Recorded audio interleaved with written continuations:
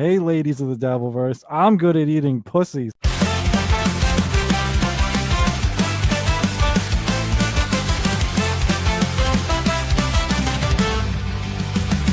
Mumbling Nick in the back room, Clary. Ekul Pineapple's rules too strict to bear. Mr. C said, "Kid, you've got some flair. Time to break the chains and take the air. I will try my best, won't let it rest. With a mic in hand, I'll ace this test. From the shadows to the limelight's crest, I will try my best. Yeah, I'll try my best. Yeah, I'll try my best." Nick's voice stumbles, but the words ignite. In the chaos, truth takes flight. No more scripts, no boss in sight. He's got his dream, he'll do it right. I will try my best, won't let it rest. With a mic in hand, I'll ace this test. From the shadows to the limelight's crest, I will try my best. Yeah, I'll try my best. Yeah, I'll try my best. Nick's voice stumbles, but the words ignite. In the chaos, truth takes flight. No more scripts, no boss in sight. He's got his dream, he'll do it right. I will try my best, won't let it rest. With a mic in hand, I'll ace this test. From the shadows to the limelight's crest, I will try my best. Yeah, I'll try my best. Interviews roll, stories unfold. Mumbling no more, his voice turns bold. Mr. C cheers from the sidelines cold. Ekul Pineapple left in the cold.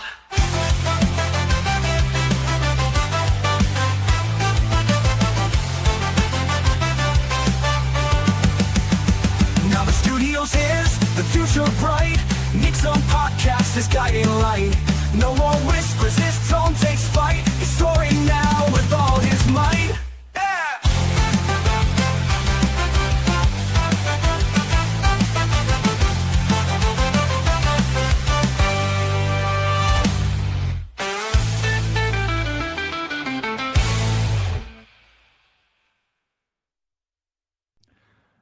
Taz, if you want me to go down on you, I will. I'll try my best. Yeah, trying my best. The joke was on you, Ray DeVito Gummy Chaser. Gummy Smoker, sorry. Ray DeVito Gummy Smoker. Because you had more than 27 and a half Nick free minutes, because I'm not just late to Ekul streams. I'm actually way later to my own streams than I am the fucking Ekul streams. All right. What's up, everybody? Thank you to the handful of people who are here at the moment to start this off. It's a Sunday night. Not expecting much. Got some other people live, but I don't care. I gotta go live when I can, when I get the chance. I used to do a show every Sunday night, a political show. Excuse me, every Sunday night with Liquid Cryptid, called Dabbling in Politics, that we had to stop a few months back just because I couldn't regularly schedule a show anymore. Like Ekul's show is the only one I have regularly scheduled. Because just shit happened in real life. It's hard to know like when I'm available, when I'm not. From I had to keep canceling the Dabbling in Politics show. So anyway, I know Sunday night isn't prime time since I used to stream that night, but fuck it, let's do it anyway. All right.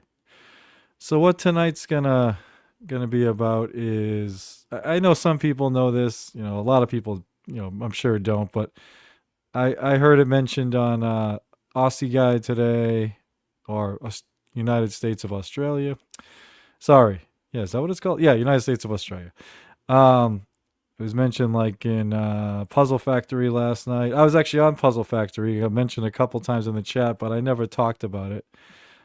Cause I didn't know if I could, whatever. It's not a big deal, but I just kind of wanted to die. But since it came up in on Dean's show today, and Ekul briefly addressed it, I figured I would address it because I don't know. I think I love my buddy Ekul. I just think we saw what happened a little differently, and for those that didn't hear, Ekul and I started off our show that we do every Saturday, Between Two Hacks, with a fight, like a 15-20 minute, real, not obviously not a fist fight, but like an argument. It was real. It wasn't fake. I think people will see that. And there were a lot of people in the chat who were confused about the argument because there's like stuff there's stuff going on behind the scenes that caused it. Like here, this when it got brought up on Aussie Guy today, it was kind of made to be. It was kind of made to sound like the big fight was because I showed up like a minute late with tech issues, and in my eyes, that had like nothing to do with the argument. It didn't help. Trust me, it didn't help because it put Ekul in a worse mood to start off. But I came in a mood. I think Ekul was already in a mood because of shit that been happening behind the scenes. Um, so yeah, I don't think that had much to do with it at all. And the tricky part here is I'm gonna try and explain some of the behind the scenes stuff, which was the bulk of what this fight was about. Without, I can't say everything, and I apologize, just because Ekkel wants this to stop. I want it to stop. But we're gonna watch. I'm gonna show the brief discussion between like Ekkel and Dean and NJ Ranger today about it, and then we're gonna watch the whole fight. Like I said, it's like 15, 20 minutes, and trust me, there's enough context clues in that fight for anyone who really cares to pick up on who, what, where is involved without me saying it, because a lot of it got brought up during the fight. But I want to kind of explain like what happened behind the scenes here, because again, that was the bulk of it. So I'll start off by playing the United States of Australia segment from today. It's just a few minutes, and yeah, then I'll either go right to the fight from there. I'll explain a few things, and then I'll go right to the fight from there, or there's a very, very, very short clip I need to show from the Transverse Network the other night, because that's also part of this. It's not a huge part, but it is there is a connection. So, all right. Excuse me as I put these guys on there. There we go. Do I want to be here? Kind of like being down here. There we go. All right.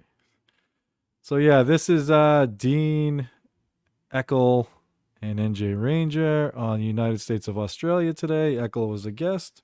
Yeah, I actually, without speaking out of school, I think I'm gonna hopefully be on the show very soon. I missed this part live. I went back and watched it later because I kind of showed up towards the end of the show, and I put in a chat, and Dean read it, and he told me to I should back up and watch because Ekul was on, and the fight came up, and then he asked me through like, hopefully I can get you on next week, Nick, and mentioned that he had invited me on 2 weeks ago, but as he said, it was last minute, and it was kind of my bad. I had just stayed up pretty much all night. That was I had actually made my one and only appearance on Clowntown that night 2 weeks ago, and then his thing was like early Sunday morning, and yeah, when he invited me, it was starting soon, but I didn't see it because I had gone to bed. So, but yeah, hopefully soon. That sounds. There's the mumble. Sounds like it should be fun. But anyway, here is Dean, NJ Ranger, and Aussie Guy. Sorry, Dean. Sorry, Aussie Guy. I shouldn't call you Dean. I apologize. Aussie Guy, Ekul, and NJ Ranger briefly addressing the fight between Ekul and I from Saturday. Your drops for you. Good idea. Good idea. Oh, by the way, fuck, I was going to bring a clip of you and Mumbling Nick at the start of Between Two Hats. Having a little bitch fight. Yeah. Oh my God. Jesus Christ.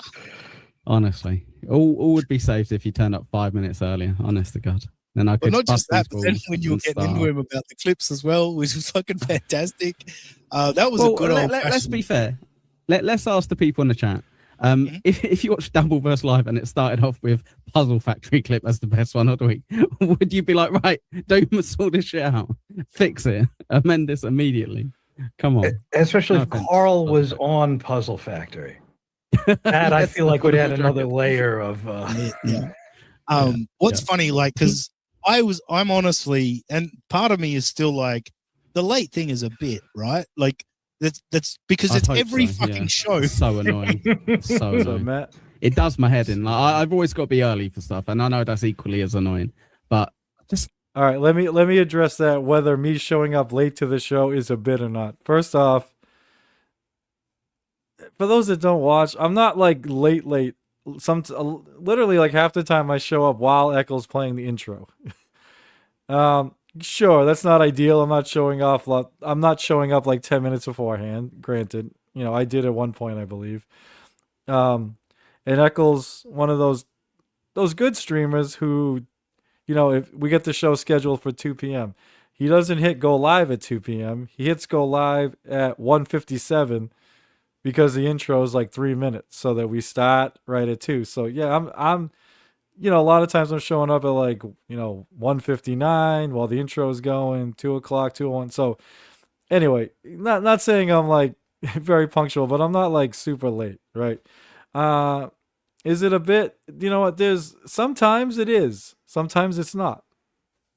Um, there are I know it's become like a thing, like the intro ends and Eccles like, oh, I wonder if Nick's gonna. Oh, there's mumbling. Nice of Nick to show up, So it became like a thing. So subconsciously, I'm not like in a rush because it's like a thing that I think is funny, and some of the what listeners think it's funny. Obviously, Eckel, he's always a good sport about it when we're live, except for this Saturday when we got in the big fight.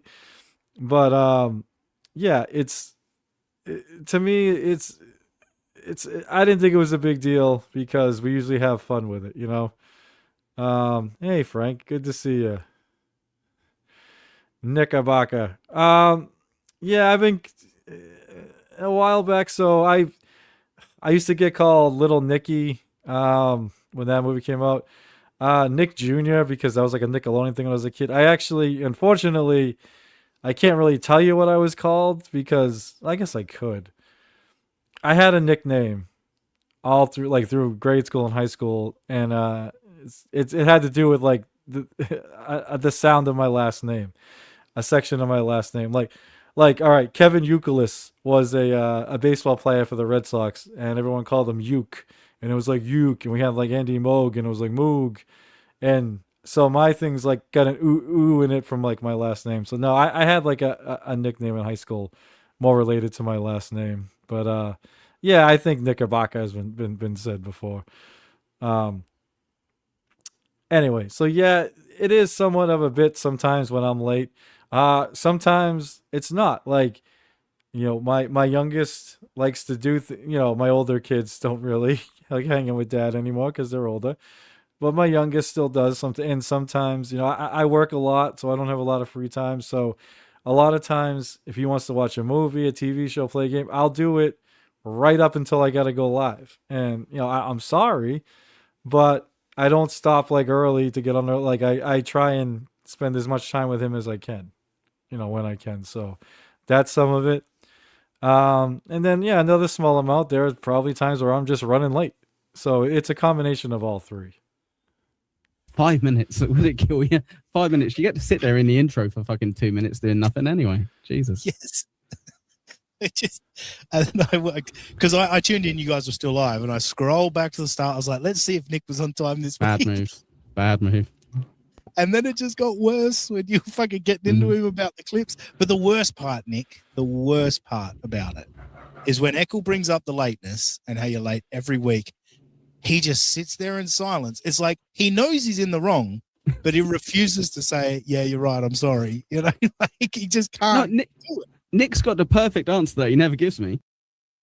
All right, I'll play this. All right. I do this for free, motherfucker. I turn up when I want to turn up. Then I'll be like, all right, well, fuck you. All right, I would never say I do this for free, motherfucker. I'll turn up when I want because it is a dickhead move. You can just go get somebody else. You know what I mean? But the part Dean's talking about, so when we watched the clip of the fight, again, when I came on, I had tech issues at the start. I had to bounce twice at the beginning. Now, part of the reason I got mad at because he's like, dude, that's why you gotta like check it beforehand. Well, what sucked is my laptop had been on for a while. I had checked it. I was good. I left to go put my fucking mask on and my earbuds in. when I came back to hop on, there was this white fucking screen on my. I don't know what the fuck happened after I left, and then when I went to go on, as you guys will see, I'm like frozen, and then you can hear me, and then I'm like moving choppy. It's all fucked up, right? So I leave, come back, and then it's even fucked up for a little bit when we stop playing a video, and I gotta leave again. But the part Dean's talking about when Ekul mentions me being late, and I just sit there in silence. I didn't hear Ekul say it. I was fucking frozen, and I was booting. Like I didn't. It wasn't intentional, right? My shit was fucked up. I would, if anyone that watches, I never just sit there in silence. If Eccles busting my balls about being late, I respond right away with a thing. I don't just sit there.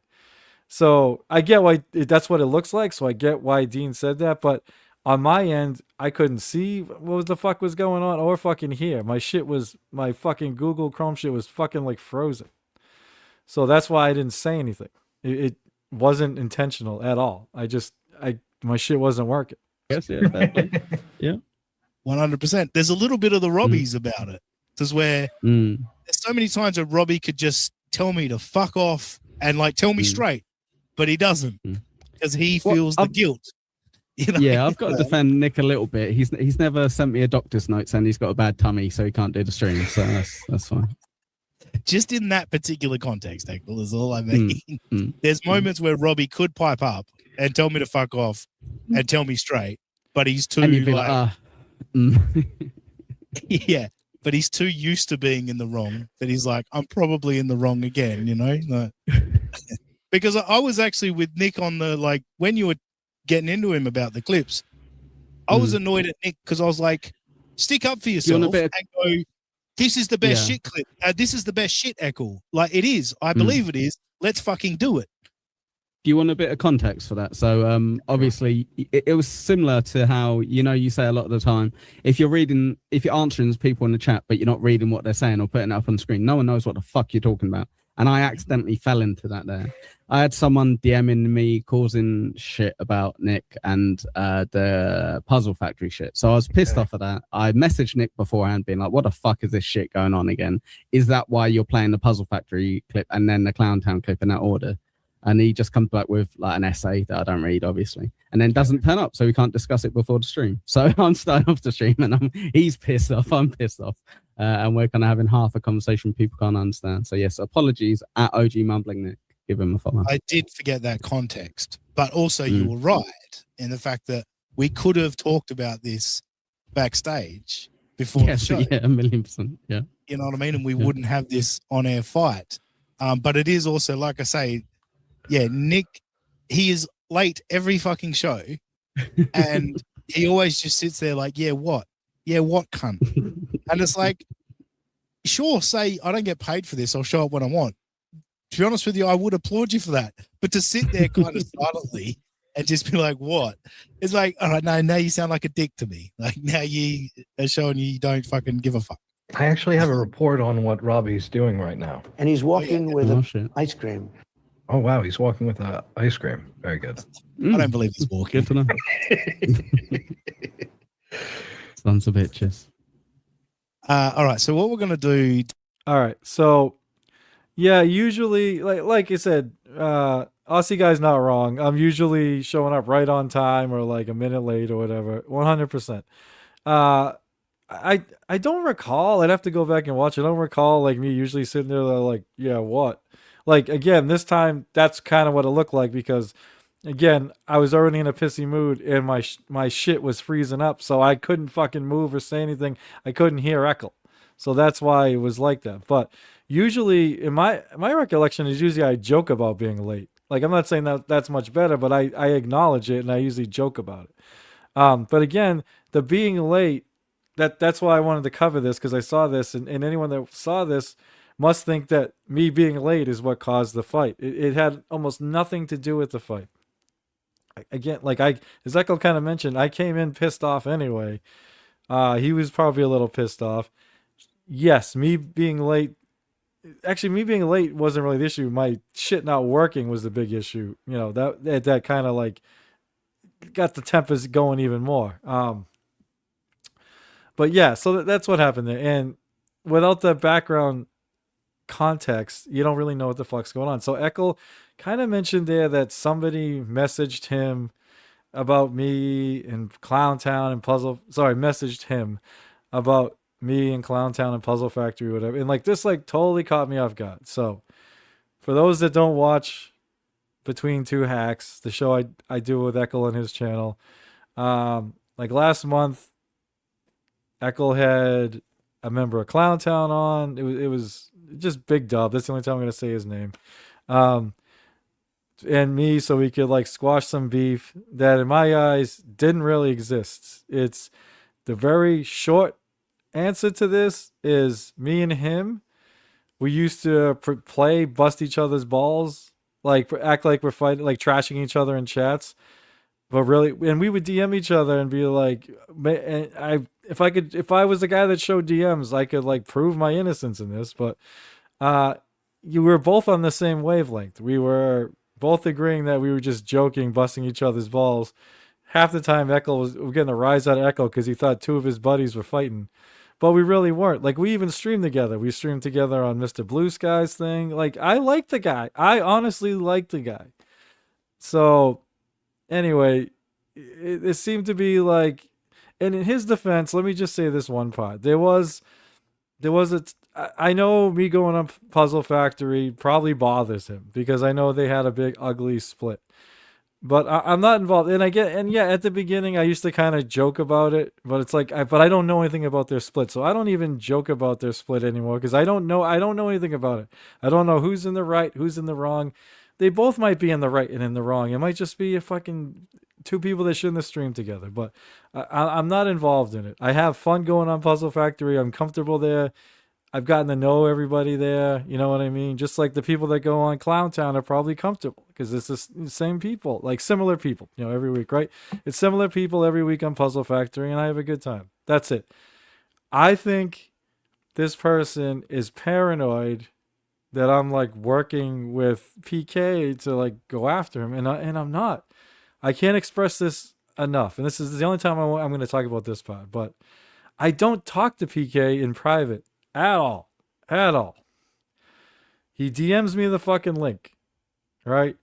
And he goes live every like Saturday, and I usually get the link sometimes Saturday night, like before he goes live, right? Every so often he'll do a weeknight stream, and when he does that, sometimes he'll DM me, "Hey Nick, I'm going live tonight at such and such a time. Are you available?" That's like the extent of our conversations, besides what you see on air, right? I think one time we had a quick back and forth DM about Jake Hudson because he had gone on Jake's, and it was just a funny thing. But I have honestly never had a private DM with him about anyone on Clowntown. Never. I'm not out to get anybody. I'm no saint, but I'm not a bad guy. I would not try and start a fucking fight with anybody. Fuck. What's up, Papa? Oh, Papa, you haven't seen this. You're finally going to get to see the fight. Holy shit. Yeah, there's your show is partly involved in this. Yeah, like I like Papa. Like I'll even tell you how I ended up going on the show. I don't even know if PK remembers, but he does a segment off and on called like Cock Blockers, which is like a dating game show. So you do like a fake dating game thing, right? And one time he was doing it, and Ashley Cummings was the woman. I think she's been it more than once, and Ashley reached out to me and asked if I would go on. I forget the circumstances. Like I think they had the three guys picked out, but for some reason Ashley didn't like one of them, or was creeped out by one of them, or thought one of them wasn't known by. And I don't know, it was weird, but she wanted me to do it, and I said sure. So that's how I got on. Ashley got me on. She asked me to come on, and I came on. And then Papa was nice enough to send me the link here and there from time to time. And then I started going on, and now I get it pretty regularly. I'm one of the semi-regular guys. And like I said, I have a good time on the show. I usually pop on, or, he starts, it's usually like a 10-hour stream. Starts at like 1 a.m. I usually pop on shortly after it starts. I'm on for a few hours, and then I go to bed, and I'm not someone that stays on for the whole thing or goes during the day, but yeah, I have fun on it. I'm not out to get anyone on Clowntown. Nobody. Okay. Um, this was particularly weird because again, me and Dub had squashed this beef that in my head did not even exist. For Eckle, and he says he has no problem with me. I have no problem with him. Right? We briefly talked about it on air, and boom, done. Right? Again, in his defense, I think the thing that really set him off one time was I was on I was on Puzzle Factory, and somebody in the chat super chatted something about him that I didn't know if it was true or not, but it sounded like everyone seemed to know it and think it was true. And I've had my balls busted by fucking Stealth Chaos and others for not knowing the Clown Town lore, and you don't know this, you don't know that. So I just assumed it was something everybody knew and it was true. So I made a comment about it to Dub as a joke during the ball busting, and it bothered him. And I apologize for that one thing. That's the one thing I will apologize for.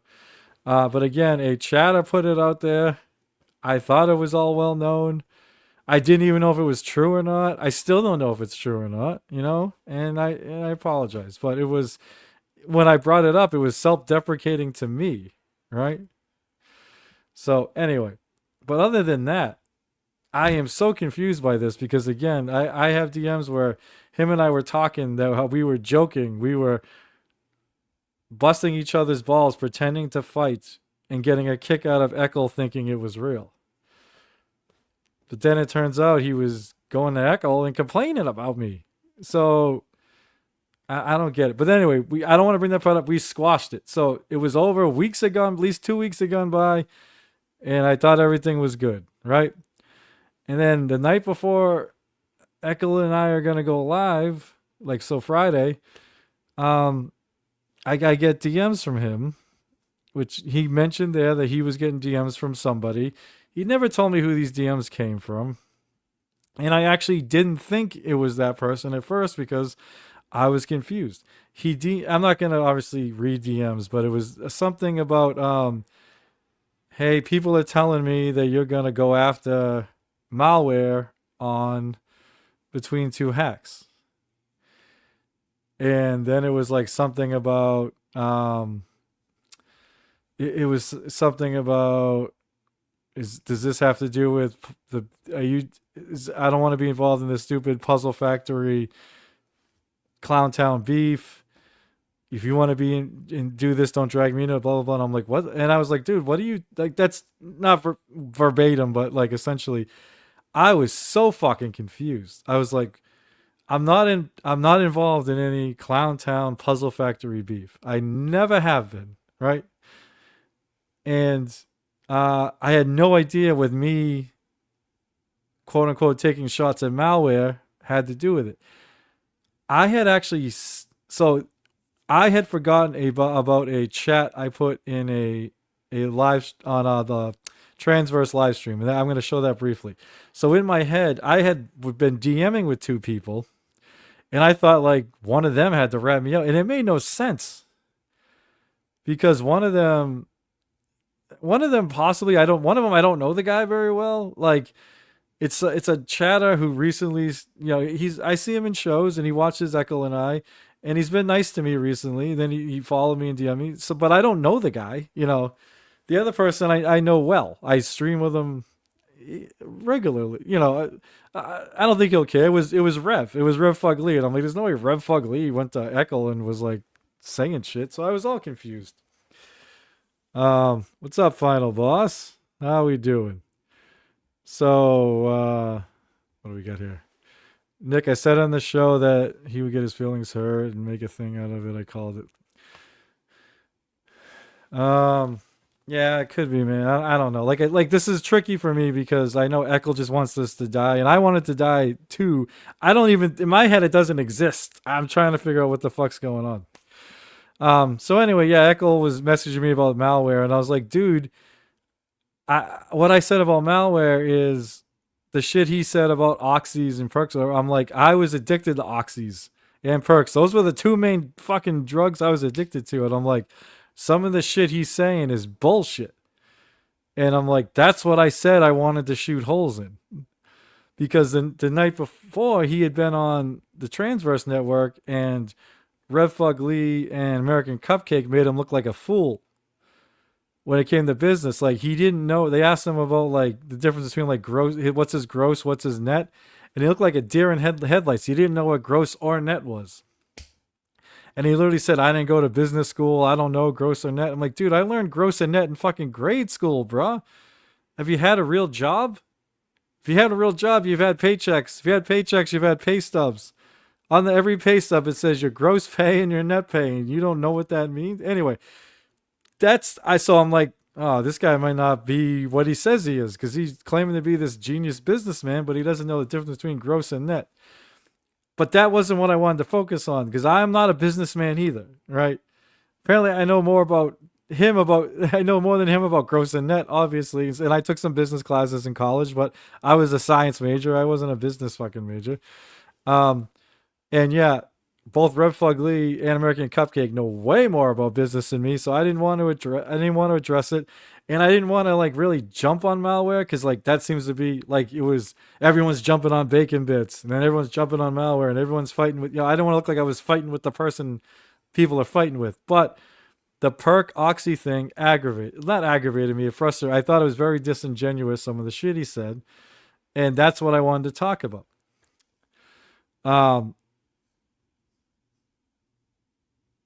And we got, bro, put this away. You're able to sleep at night. Who cares about the BS? You're too good for this. No, I appreciate it, man. I feel like streaming, and I wanted to explain the fight. Bunch of people asked me about the fight, the argument, and yeah, it was a very confusing argument for people that watched it, because there was shit going on behind the scenes that people didn't know about.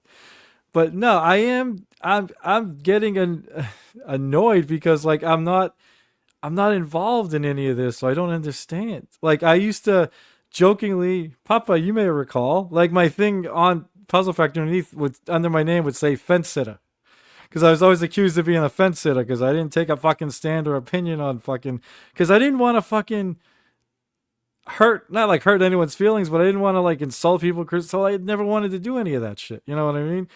So now it's like, all right, I'll give my opinion more. And I give my opinion more when I feel passionate about something.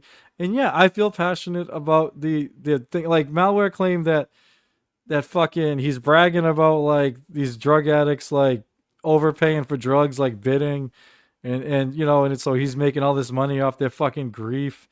He claimed that withdrawals were his favorite part. It's like, dude, you're full of shit. Withdrawals are fucking hell. And you're trying to like, well, I don't know if you're trying to sound cool, if it's a joke, whatever, but withdrawals are fucking awful, dude. Dude, I said the other day, I'd rather break my fucking leg than go through fucking withdrawals. The show I always did was a Dabbleverse political show, where I was like, I focused on the poor and working class against the fucking rich and powerful establishment elite. Malware is a small businessman making good money, so he's not rich and powerful establishment elite, but that's what he's striving for. That's what he thinks, like he talks like an elitist, shits on people, thinks he's better than everybody and stuff like that. If anyone watched anything I ever said on the show, I hate that shit. I fucking hate that shit. So none of this is out of character for me. This is the stuff I've always talked about. Now it's finally like in the Dabbleverse in some form, so I wanted to talk about it. That's all I was saying. But for some reason, somebody got in Ekul's ear and made it sound like I was trying to like get involved in some beef between between Puzzle Factory and Clowntown, which I don't. Like, I don't even know how that like, I know Malware goes on Puzzle Factory a lot, but to me, Puzzle Factory is Povo and Dub. That's it. I mean, Mr. Blue Sky's on every week, but I'm not going to say he's fucking... If I go after... And I'm friends with Mr. Blue Sky, so I wouldn't do that, but if I wasn't, if I did a thing on Mr. Blue Sky, would that be me going after Clowntown? No. So why is me going after Malware me going after Clowntown? It makes no fucking sense. I don't get it. So anyway, Ava, I know you're going to do your shtick, right? You're going to do your shtick. You've been on my political show a million times. What do I say about people like Malware? It's not. I never liked it.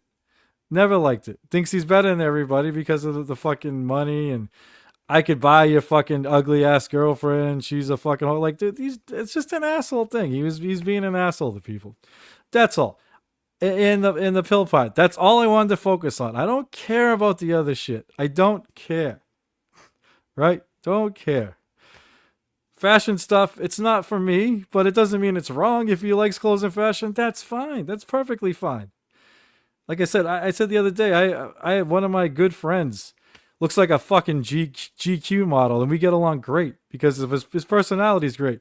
Yeah, I don't care about the fucking expensive suits he wears. Like that, none of that shit impresses me. I don't care about it, right? So I don't care if Malware wears clothes that I wouldn't wear. Doesn't make him a bad person at all. It's the personality. You know, that's it. And some of his personality traits might be fine, but what I see on the air is him always talking about how much money he has, holding it over people's heads, and thinking he's better than everybody because of it. That's all. But anyway, yeah, I just wanted this week when I was making the clips. Oh yeah, here's a little thing. I'm the one that does the clips, right? What's up, Krishan? So anyway, yeah, I'm the one that does the clips, right? And there was obviously the Dabbleverse is funny. It's like a soap opera, and there's different characters and different plots like every week. And Malware's been big for the last couple of weeks, right? Fighting with Bacon Bits, fighting with Mersh, stuff like that, right? Ekul did a 24-hour stream. He went on it during the first hour. He wasn't scheduled, but he showed up in the chat, and Ekul sent him the link. And he started trashing Bacon Bits while he was on, and Bacon Bits was in the chat, and that got clipped. So we picked that clip, right? Then there was a clip for Clown Town where he was fighting with Mersh and fighting with Bacon Bits. And the stuff he was fighting with Bacon Bits about was connected to the stuff he fought about Bacon Bits about on Ekul. So I'm like, okay, I got to clip that one. Then I clipped Puzzle Factory, 2 reasons, right? One, because towards the end of the clip, I ask everybody, I'm like, hey, what do you think of this fucking Malware Bacon Bits fight? What do you think he's going after Bacon Bits? And everyone's like, it's a work and blah blah blah. So and then the other part was I was in it. Now I've never done a clip with me in it before on the show. Like perfect. Like number one, I don't get clipped too often. Like there's been stuff with like, you know, Joey C that's been on Ekul's show, but not our show. Like he's done it on his Joey C show. And there's been stuff with me with Ahmed Shmuel Buckman that he's done on his show, but I've never done it for our show, right? I always thought it'd be kind of cringe if I picked a clip with myself in it.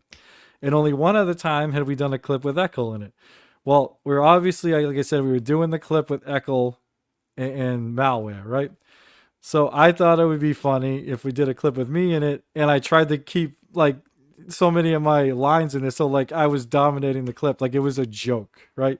And then at the end, Karmic's in the clip, so it's relevant.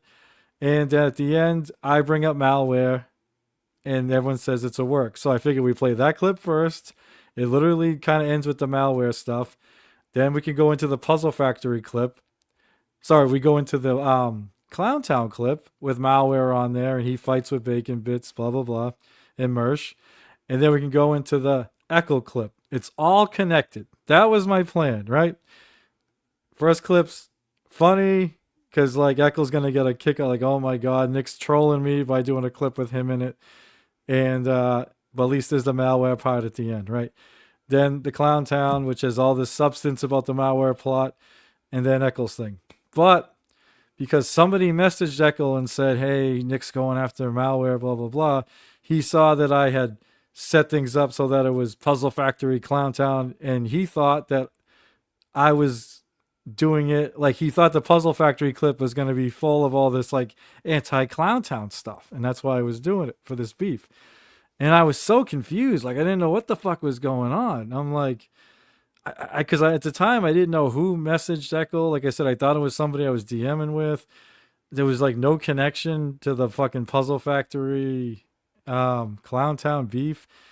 Like, again, I'm not involved in this beef. I like people on both sides. I'm not involved. I know Ava's doing her shtick, but Ava has told me, and I hope she doesn't mind me saying this, but she's told me that PK's a good guy.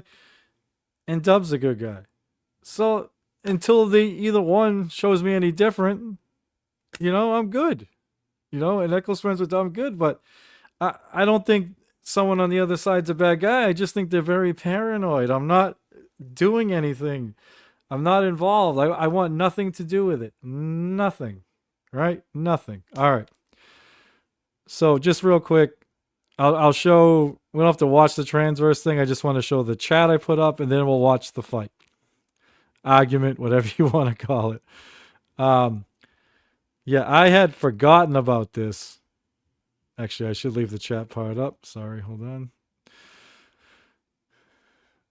I had literally forgotten that I put like any chats in here. Like I said, when Ekul messaged me, I thought he was talking about DMs I was having with people. And the people I was DMing with, I could not figure out like why one of them would be messaging Ekul about this shit. All right. So, yeah, I don't know if anyone can read over here, but this is literally right at the end of their show. There's 3 minutes left, 3.5 minutes left, right? Malware was on earlier. This is where I think people have probably seen it, but Cupcake and Rev kind of, they weren't like mean. They were asking him about business. Well, actually, Malware kind of went after Cupcake. It was kind of weird, but Rev was just kind of trying to talk business with him and even giving him advice that he should contact, a business lawyer and all this stuff, CFO, all this stuff. Anyway, all right. So somebody, trying to find it. There we go. Ken Sunny Fresno was like, hey, Nick, you're a former user. Is this rocking back and forth normal or pills? LOL. Because Malware was all fidgety, right? So this is what got the whole pill thing in my mind or whatever. And I'm like, he said that his favorite part of I think I just wasn't even answering the question here, but I said, he said his favorite part of Oxy addiction was the withdrawals because everything is so real under withdrawals. Oxy withdrawals are fucking hell. He's full of it. And I put, it depends on what kind and how much. I would actually act totally normal on certain pills and be fidgety as a motherfucker on others. So, trying to say it all depends on his addiction level and what he's taken, whether it's him being fidgety and rocking has to do with the pills or not, right? And finally here I put, can't wait to poke holes in this guy's stories on Between Two Hacks this Saturday. And Kenny put, I can't wait. So that's what I put, right? And that's what somebody must have seen. And they messaged Ekul saying I was talking about the pills, I think. And then I said I couldn't wait to poke holes in this guy's story on Between Two Hacks.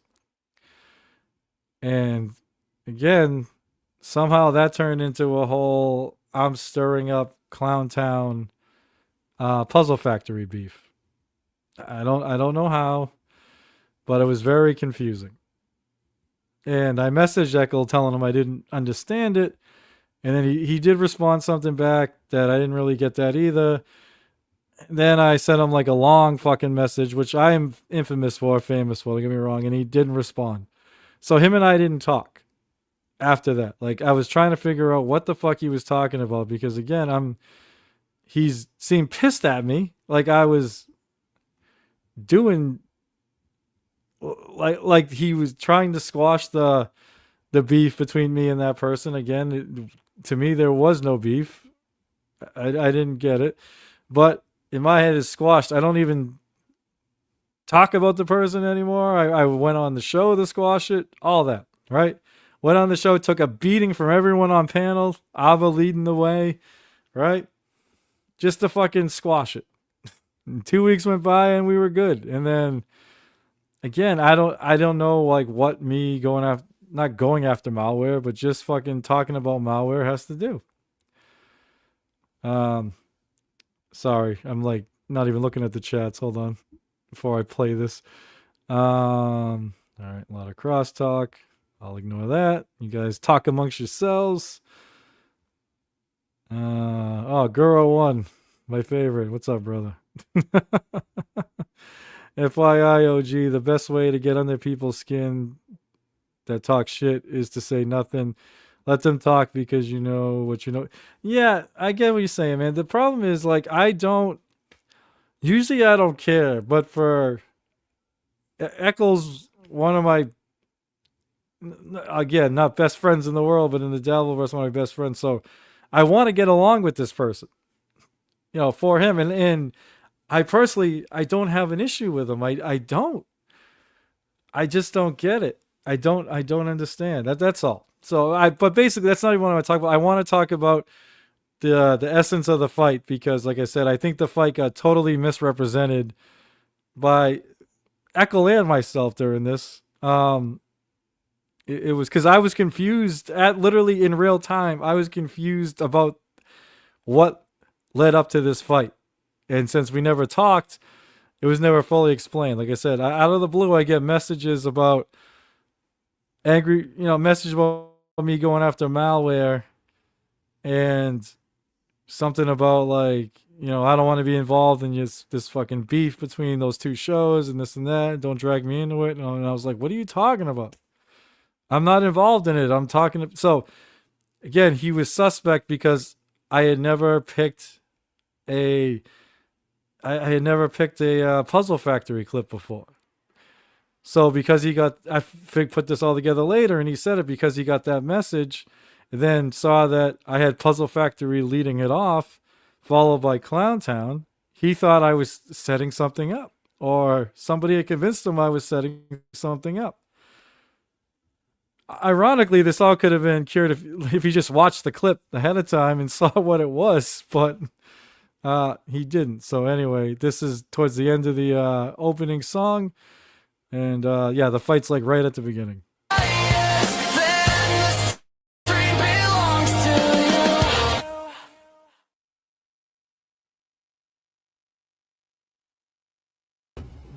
Well, welcome to Between Two Hacks. I'm your host, as always, Ekul Pineapple. How are you all doing this lovely Saturday afternoon / evening, depending where you're from?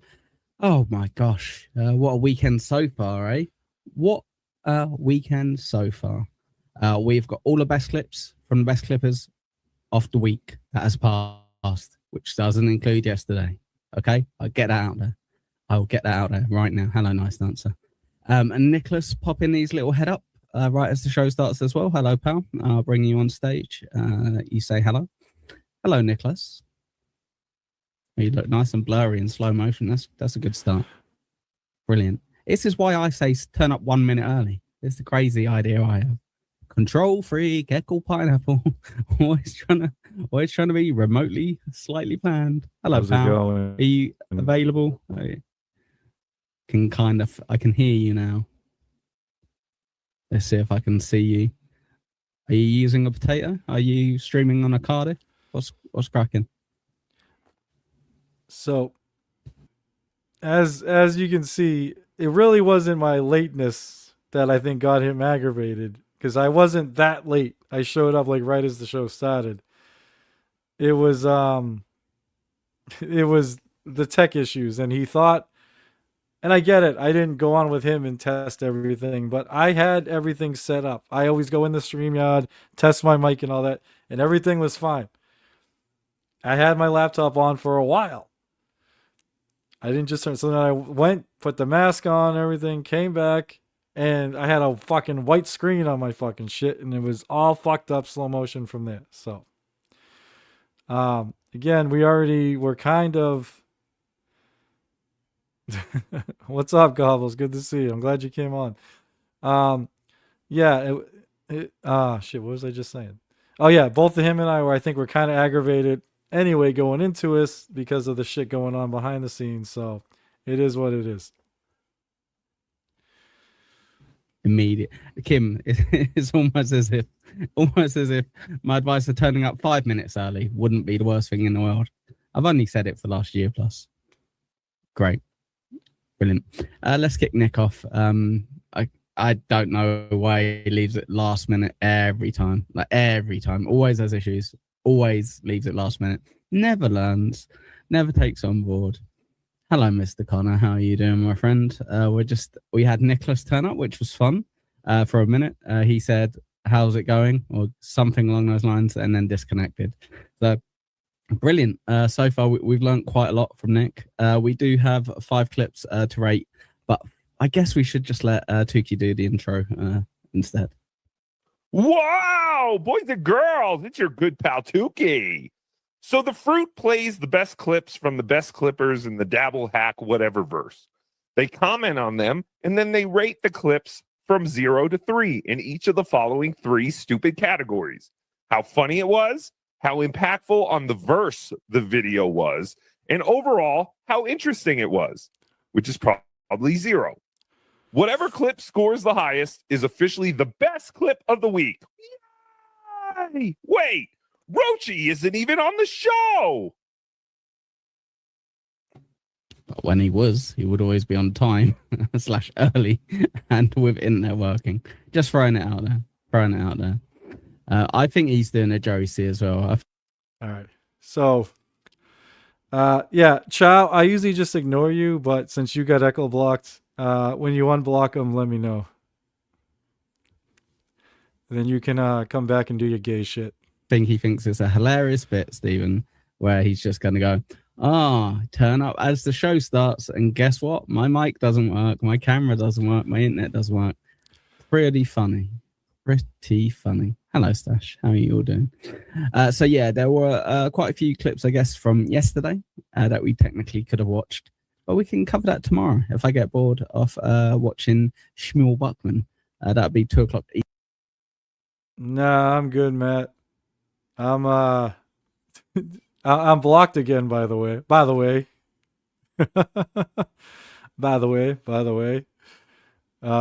No. Ekul and I end up making up pretty much while the first video is going on. Like, things soothe over. But yeah, it's a rough start to the show. Eastern on the Sunday should be fun.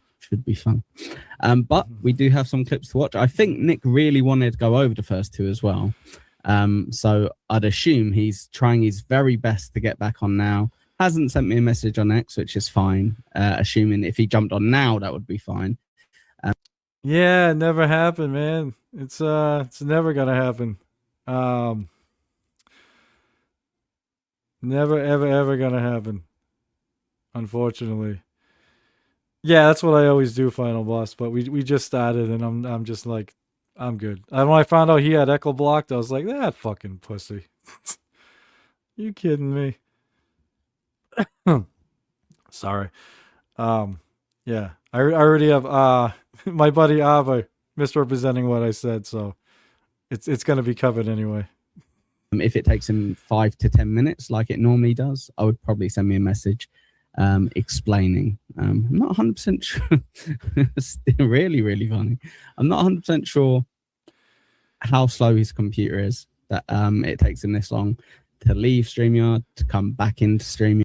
So Ekul, for future, buddy, what happens is whenever I have this issue, my Google Chrome browser freezes up and crashes. That's why it takes me more than 10 seconds. I can't close it to come back in. I have to wait for it to like unfreeze and then do it. That's all. And it's so weird. I say it during the stream. This only ever happens when I stream with Ekul. It never fucking happens when I stream by myself. It never happens when I go on fucking Puzzle Factory.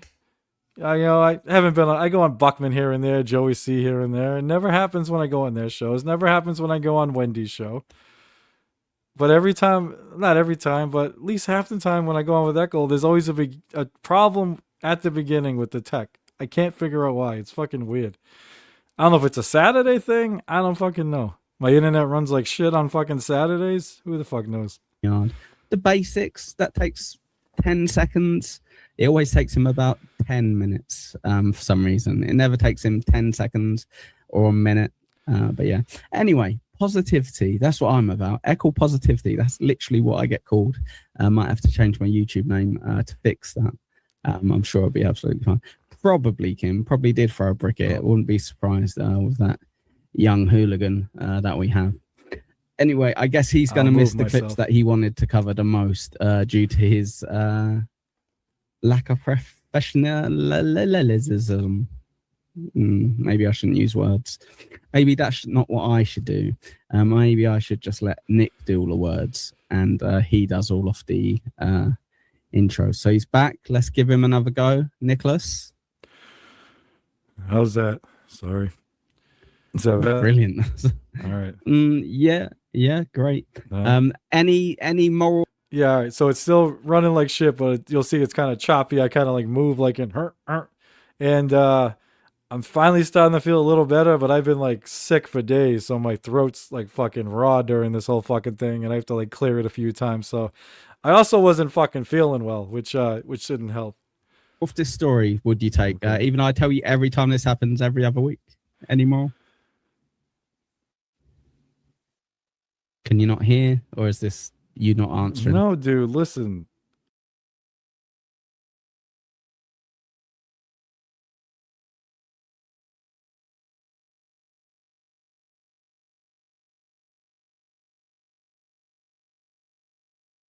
Fuck me, I muted myself. Okay, sorry guys.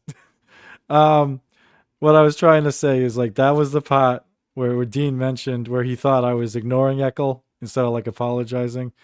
I didn't hear him right away. My shit was like fucking all frozen and delayed, so I fucking heard it like later.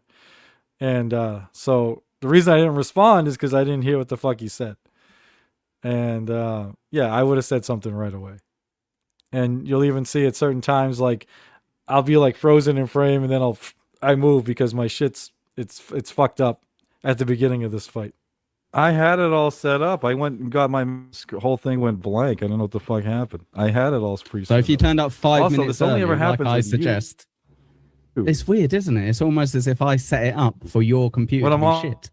But if you turn up 5 minutes, like, I don't understand. It's weird. You could blame me, I guess, or you could just turn up 5 minutes early and test it. I was, dude. Never mind. No. I like that you never pick up on it. I always say whenever you have these issues, just turn up 5 minutes early. You go, no, it only happens Yeah, he with does, you. Papa. As if, oh, okay, well, still turn up 5 minutes early. Might work. All right. Yeah, that's a. What's weird is I use like I had a personal laptop, but I use my work laptop because I figure it's better. Maybe I should just switch to my personal. I know my work one costs more, so I don't know, but yeah, maybe I'll start trying my personal and see if it works better. I don't know. It's fucking weird. I'm actually I'm gonna be getting a new work one. This coming week's gonna be my last week at my job, so anyway, I should have a new one soon anyway. That's true, Vulture. That's true. No, again, and there's no real apology for it either. Like, just brings the show to a grinding halt. And just goes, well, it's your fault. It's on your side. It's like, clearly it's not my fault. Clearly you turning up last minute is maybe why. Yeah, so that's the other thing. I wasn't saying it was his fault. I was saying it's fucking weird that this only ever happens when I stream with him. I don't have a reason for it. Like it does. Even if he has this setup weird, it shouldn't affect my fucking laptop. It could affect how my shit is when I'm streaming, but I'm obviously having issues even like getting on and getting going. So yeah, I don't know. No idea. Like, it sounds stupid, but I don't know if the fucking internet company runs less fucking bandwidth. I don't know on the weekends. No fucking idea. It's fucking odd. It's always never ready. But yeah, Steven says we're just busting your balls. Yep, exactly. So Nicholas is already annoyed at me. It's probably why he turned up late and without his system working. Because the first two clips we're showing are Puzzle Factory, who I've never ever played before, and Clown Town. They have a little gay beef between them, and it seems Nick has a little gay beef on their behalf with them as well. And I have people bothering me with this shit all of the time, which is annoying, and it annoys Nick as well. It annoys Nick as well. But yeah, these clips have nothing to do with it. I don't understand. So Puzzle Factory was the best clip of the week, is what you're saying? I thought it was funny because dude, multiple people clipped it. Did I go out of my way to find it? Multiple clippers clipped it. Karmic was on the fucking thing. Final Boss was in the clip. I'm in the clip, so I can give, because I was there. You're in. You got a clip. That might be why it's the best clip. Right. And then we'll say the last clip I did because you requested it. So I got your clip. Don't worry. No. Just to clarify, he had a clip of Ekul, And I said, can you at least use my clip for it? Because my clip had context. That's why I didn't request to cover Ekul. That would be Ghosh. Come on. That's not what I meant. You requested I cover your clip.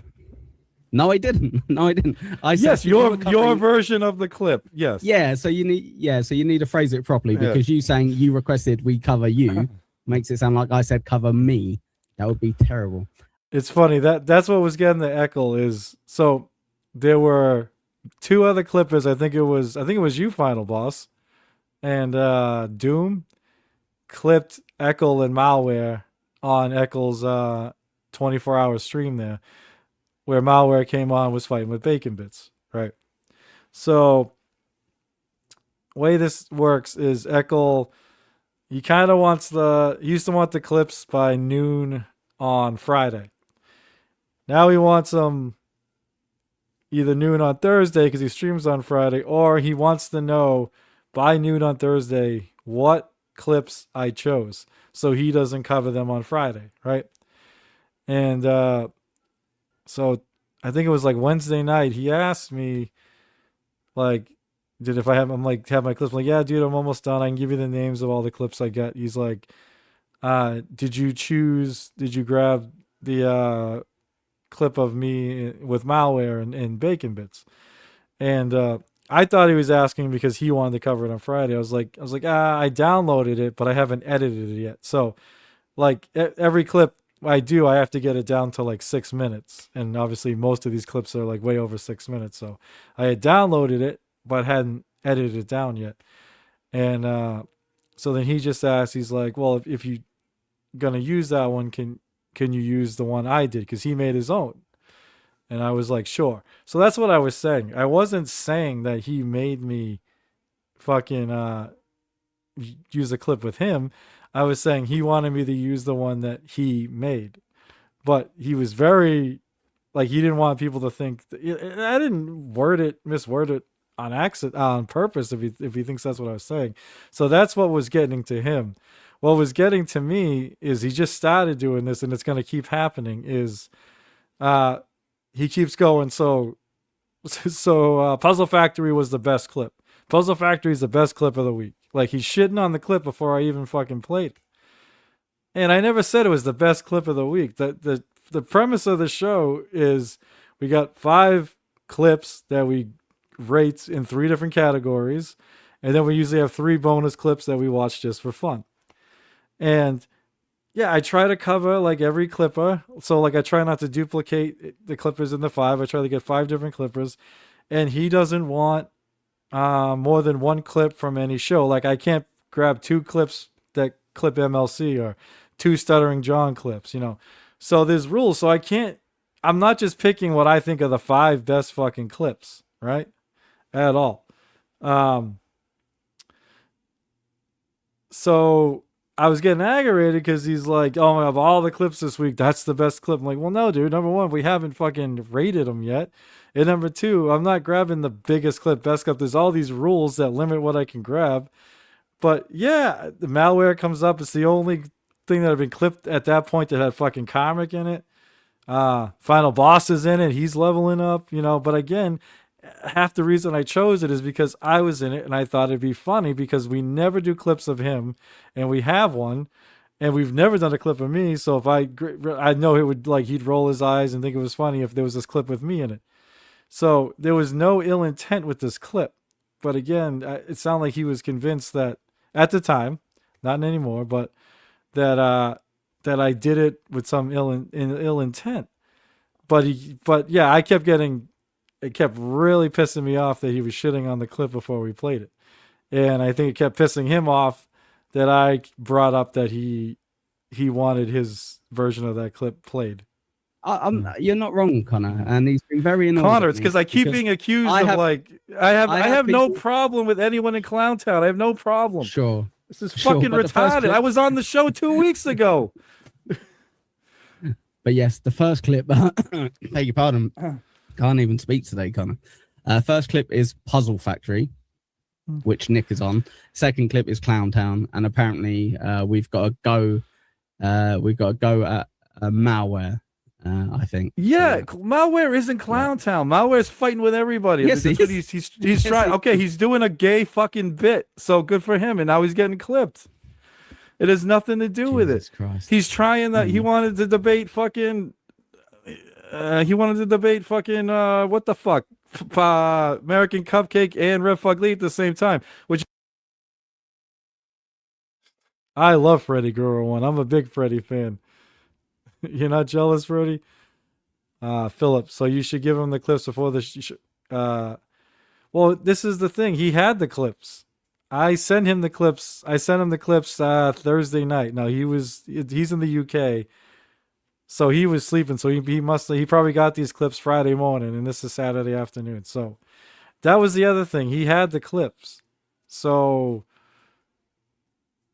again, I know he doesn't like to watch them beforehand, so he gets his like natural reaction. But yeah, it's something I never brought up. If he was that worried, he could have watched the clip ahead of time and saw, that there was nothing nefarious in the clip. Is dumb because they embarrassed the fuck out of him the other day. What fucking successful business owner doesn't know the difference between fucking gross and net? Holy fuck, deer in the headlights. I learned that shit in 8th fucking grade, dude. Yes. So apparently this is the biggest story in the Dabbleverse. Nick being very neutral. It's not because it's Clown Town and Puzzle Factory. It's because this is the biggest story. It has nothing to do with Puzzle. Wait, Factory. when the hell was Malware Puzzle Factory? He's on. Like I know he goes on there, but what is he? He's Clown whatever Town. Clown Town. When the fuck was Yes. that? He's full time. He's not Povo and he's not Dub, so he's not Clown Town. Jesus Christ. Anywho. Whoever keeps messaging and fucking Ekul, grow a fucking set of balls and shut the fuck up. Fucking bitches. Every other week, I'm like, what the fuck did I do now? I used to get called a fence sitter. Now I can't give my opinion on anything because it might fucking get somebody's panties fucking ruffled up. So I'll just go on the fence. It's only ever Clown Town and Povo's Puzzle Factory, or whatever it's called, Puzzle Factory, that this nonsense comes up around. And Nick, over the last few months, has been going on there regularly. And all of a sudden, there's a stupid little beef that I'm getting dragged into left, right. I don't even know about the beef. I've genuinely got no interest in it whatsoever. I've said to Nick with regards to this, obviously, Nick's my boy, but it's gay. And if you want to do gay shit, that's fine. But honestly, let's not have the first 2 clips be the gay 2 groups, because I'm not going to lie to you. There's zero chance the best clips in the Dabbleverse were from those 2 shows. No offense. As a show that would never be top 5, they're never going to be the top 2. But yeah. The fucking Clown Town clip is Malware. It has some of the shit that between him and fucking between him and Bacon Bits, the shit Bacon was mad at. It's all relevant. It all goes together. Sorry, I tried to bring some fucking nuance to the fucking show. Like, this is retarded. And I told you, my problem with Malware has to do with the fucking shit he said about the pills and the drugs. That was my issue. Something I know about. He's literally doing the drugs I was addicted to on fucking stream. I talk about that shit all the time. Is that not a I try my best show? Is that not one of those shows instead of a Between Two Hacks where we cover the stuff that happens in the Dabbleverse? Ideally, the biggest stuff that happens in the Dabbleverse. So Malware isn't one of the bigger stories in the Dabbleverse right now. He's not. What, those 2 clips? Are you the first kidding 2 me? clips are the biggest clips. Are they the biggest clips of the week? Oh, that's what, dude. You had me get Aaron Imhole clips with. Oh, Aaron didn't make the goal. That's a big story. It's no. But we fucking clip it every week. Bigger character, yeah. That still shows a bigger character than. All right, you do the clips then. If I'm not doing them right, what the fuck? I don't know, dude. I'm doing your rules. I'm clipping them all. This is fucking dumb. Right. So our first one is Puzzle Factory. Biggest clip of the week. All right, dude. If you're gonna keep doing it, I'm not gonna do this fucking shit, dude. I'm not doing it. It's fucking retarded. All right, then. Bounce, pal. Bounce, if that's your fucking Christ. The biggest clip of the week. When the hell were we doing the biggest clip of the week? It was always the best clips of the week. Clips. Now it's the biggest. Now it's the biggest clips of the week. Okay, so this is the best clip. The best clips within your rules. Okay. I thought we could have fun with it because fucking comics on it, being a fucking idiot. But and Final Boss, but I guess not. Jesus Christ. And It's up Dub, to you, if this Nick. is you, It's up Dub, to I you. don't have a fucking problem with you. Stop fucking going on. Don't tell me you have no problem with me. I don't know how me clipping malware is now me going after fucking Clowntown. I don't fucking get it. It was no problem when I'm clipping when he's on with Ekul. That's not a problem. No. So you said right again, just to clarify, because Nick is deliberately phrasing it as if I've asked you to cover me. Nick said he wants to cover. No, but yeah, he totally misunderstood me there. He totally misunderstood me there. He thinks that I brought up trying to make it sound like he made me clip him again. I said it was no problem when I apparently when I clip malware on Clowntown or me talking about malware on Puzzle Factory, it's a problem. But he had no problem with me clipping malware when he was on his show. That's what I was saying. So obviously there's not a problem with me clipping malware or talking about malware. Like even now I'm confused about this fight. I don't understand, and I don't think I'll ever get to the bottom of it because he just wants to drop, so we're not going to talk about it. But it fucking, and I hate it sucks because I don't think it's coming off there. Like I think I don't know. Watching it like back, it's not like the way like I remember it. Like the reason I was like, dude, I'm done. I don't want to fucking do this is every time he kept shitting on the fucking Puzzle Factory clip, he's like, all right, this is the best clip. Let's watch he just wants to shit on it. And I'm like, yeah, dude, it's not going to win clip of the week.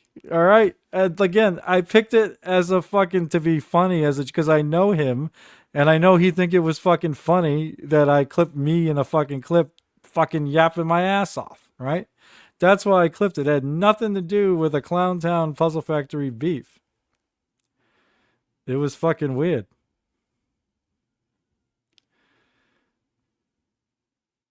Why would I blame you, Buckman? He might blame you. I'm not gonna blame you. Sorry. I've been ignoring the shit out of the chat tonight. I apologize. Let's see. Nobody cared about steel toe. Well, that was the thing that was bothering me too, right? Is again, I try to cover I try to get like an MLC clip in there every week. Like it's supposed to be the best clips of the week, but it's really not because we have these rules, right? And it's fine. I get why we have these rules. Like I can't go in there and do like 6 Doom clips, like 1 Stallion 19 and 1 fucking So Thorough Joe Burrow. I try and get a clip from like just about every one of the regular clippers. And when we started, there were like 3 clippers on the list. But now there's a ton. So also, like I said, we do 5 regular clips that we grade in these 3 categories and then 3 bonus, right? Well, I try not to double up on the clippers. We didn't even do the bonus this time, like first time like ever. I think because the tension, the tension here, even though everything was fine by then, but yeah, we just didn't do it. I had actually, I don't know if you're still here, but I had actually clipped you on with Vince and Judy, and I was actually kind of bummed we didn't get to it because I wanted to talk about that one. Because again, that's one of the things I had information on, being your friend, knowing what you were going through when Frog and Shuli and them were trying to get you to do that to befriend John's trans son. Yeah, one of the other bonus clips was just, I think Chad blocked Cardiff in real time live, and I forget what the third one was. I think it was a second Joey C clip. There was one, we put the Joey C clip in there with Pat Dixon and him fought, and a certain alien showed up. If you're still here, Robert. And yeah, so try and cover everything. Like, he likes the steel toe clips. I don't like steel toe. I find it boring, but I know he likes it, and it's his show. So every week I pick like at least 1 steel toe clip. I would never pick that if it was my choice, but I try to cover everything. It's technically not the best clips because it's like, to me, there could be a week where the 5 best clips are Stuttering John clips, but I can only pick 1.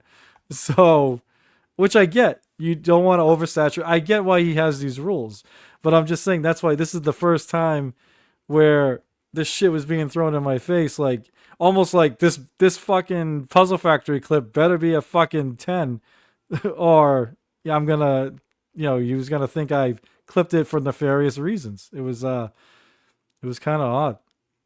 And thank you to either Buckman or Bacon Bits or both of you, whoever sent your people over here, because yeah.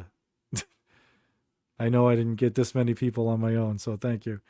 Oh, come on, Luck. He's still my buddy. This was weird. This was our and I hate it because the fight sounds it sounds gay. It's a dumb fight. And it's the most confusing fight I've ever been in my fucking life. Like, I went live to try to explain the fight, and I still don't fully understand it. I still don't get it. I don't know, because I don't know who said what to him behind the scenes. I don't know. But when I threw a random throwaway chat in the Transverse chat saying, I can't wait to poke holes in Malware's fucking Oxy story on Between Two Hacks, I didn't think it was going to turn into a thing. It's like, this is probably something I should have said to Ekul. The one part that like bothers me is that apparently he does think that I was doing this shit, or thought it was possible that I was, I don't know, trying to like do a fucking stupid beef. That I was trying to wound up fucking Clowntown, especially at this stage in the game, because we already had a thing where Dub and I went on together to squash it. I already went on his show to squash it. Again, a beef that I didn't think we even had. So he thinks 2 weeks or weeks after we squashed it that I'm gonna stir shit up. I would never do that. And I thought he knew I would never fucking do that. I think I said this earlier, Buckman. I think the other person that's talking to him is paranoid. That I have ill intentions.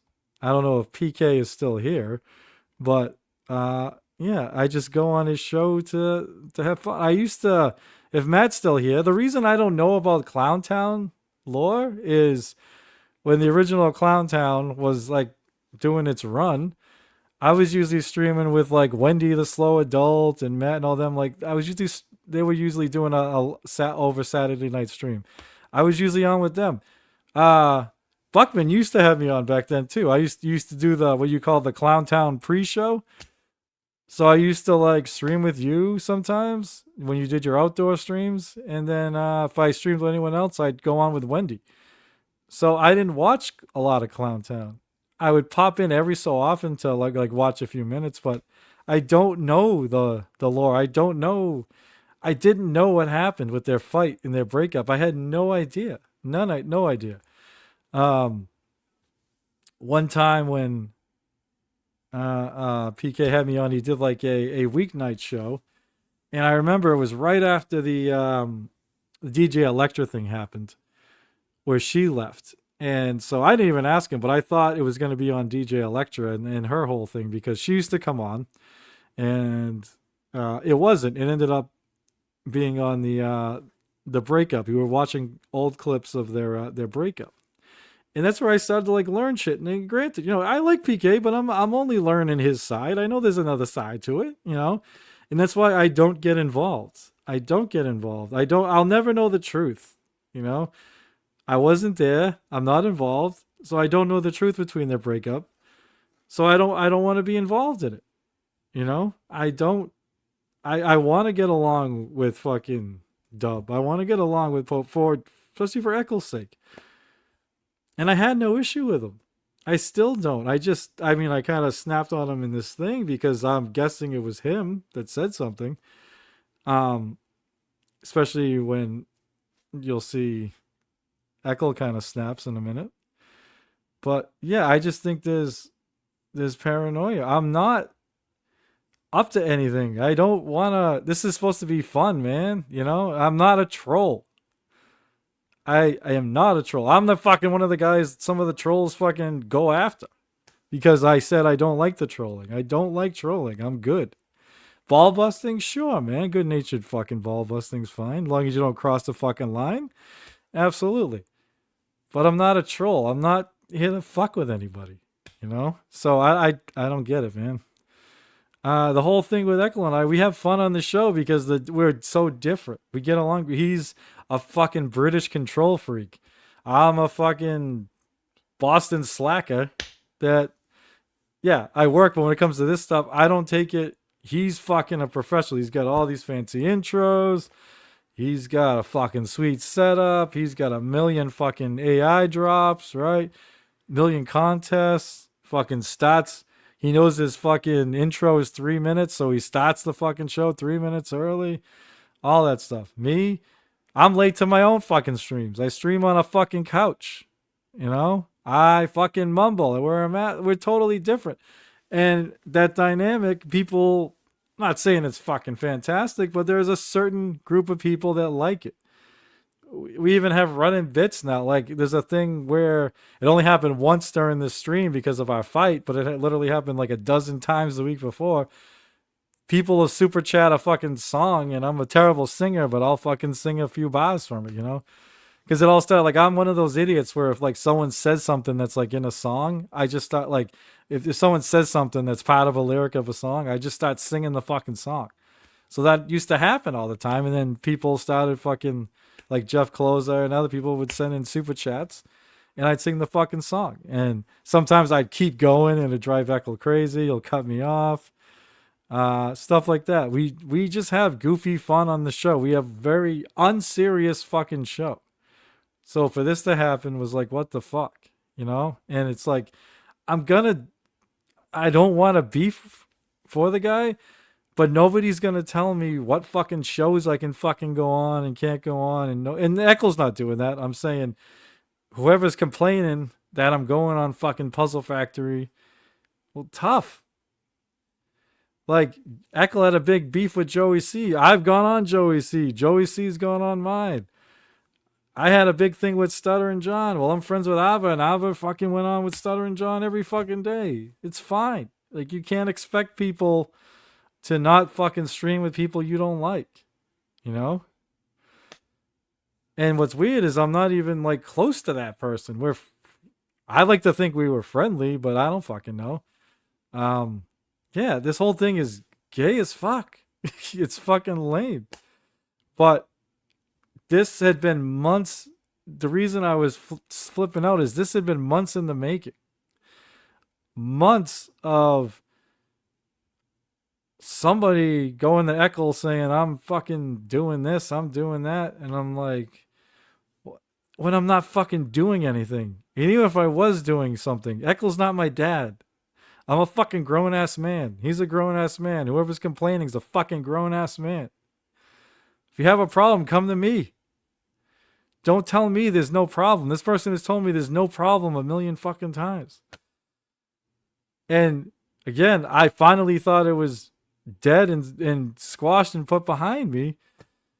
And then I get a bunch of messages from Ekul all pissed off because I have an opinion on malware.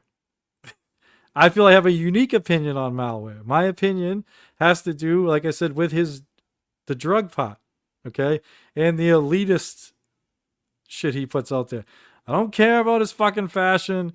I don't care where he fucking lives in Vietnam. I don't care about... Yeah, I thought it was funny he didn't know what gross and net were. But I don't fucking care. It's none of my... Don't care. Don't want to fight with the guy because everyone else is. Well, not like I said earlier, Rev's the guy that can get him on business. I know fucking difference between gross and net and some other things. But when Rev said a bunch of shit on the Transverse Network, I didn't know fucking half of what he said. It's not my fucking specialty, right? But yeah, he was talking about Oxy and fucking Perks. And those were literally the two main fucking opiates I was addicted to. And he's like glorifying it. And it aggravated me. And I call bullshit. His story was that he got, what do you say, 180 Oxy 10 milligrams every month, right? And he would do 80 of them in 3 days. And that's like 260 66 milligrams a day, something like that, which is a fucking lot.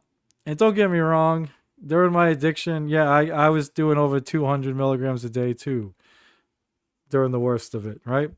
But that took me years to get up to that. And I was fucking pretty much doing it every day. He claims he was doing it 3 days a month and then selling the rest and like forcing himself to go through withdrawals. And then to me, that sounds like you're sober for like 27, not maybe not sober, maybe he's drinking and other shit, but he wasn't doing fucking oxys for the other 27 days.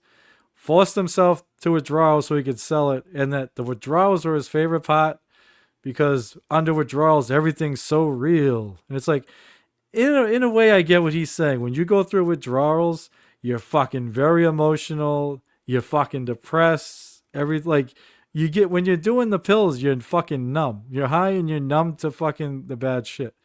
When you're going through withdrawals, the bad shit seems like it's magnified like 1,000 times. And you feel sick like you've never fucking felt in your life. Like I said, I'd rather break a fucking limb. So don't tell me it's your favorite part. Like, you're trying to sound cool? You're trying to sound tough? Like, I don't know if it was a joke. Like, I just think he's trying to sound like he's cool and tough and can handle withdrawals.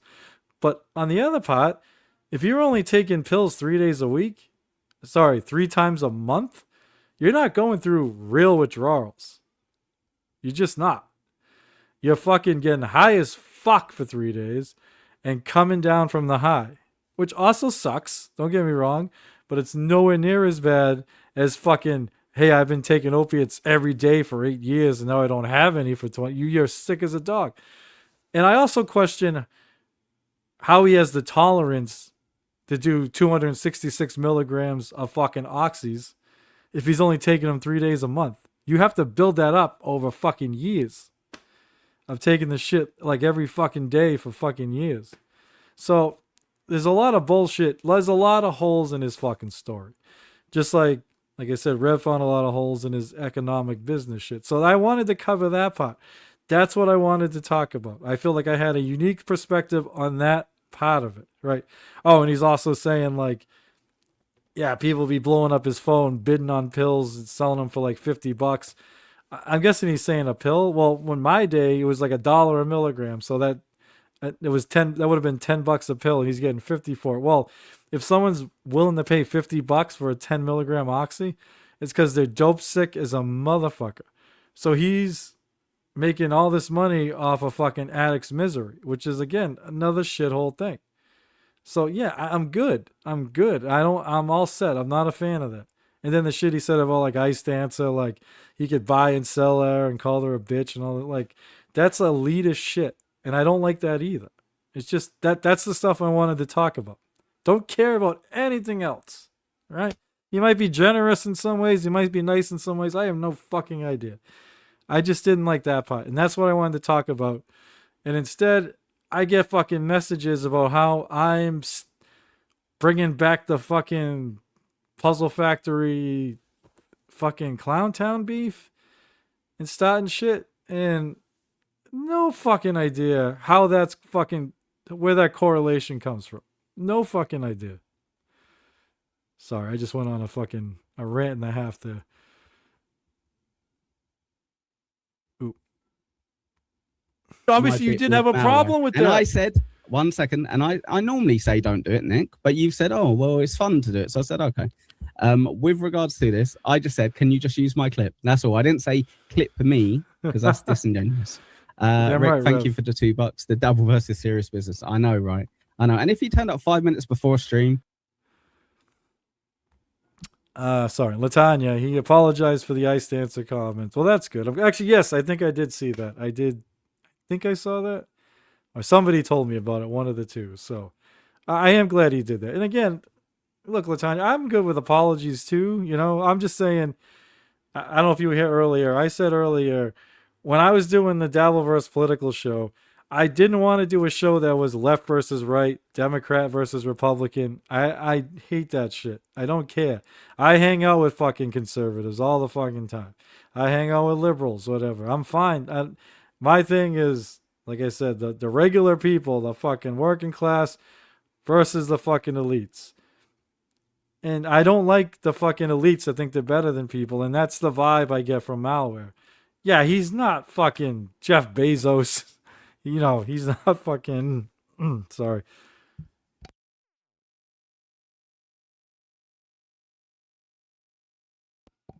Yeah, he's not one of these fucking billionaires or whatever, but like he's striving. I mean, there's nothing wrong with making money. Well, I fucking want to make more money.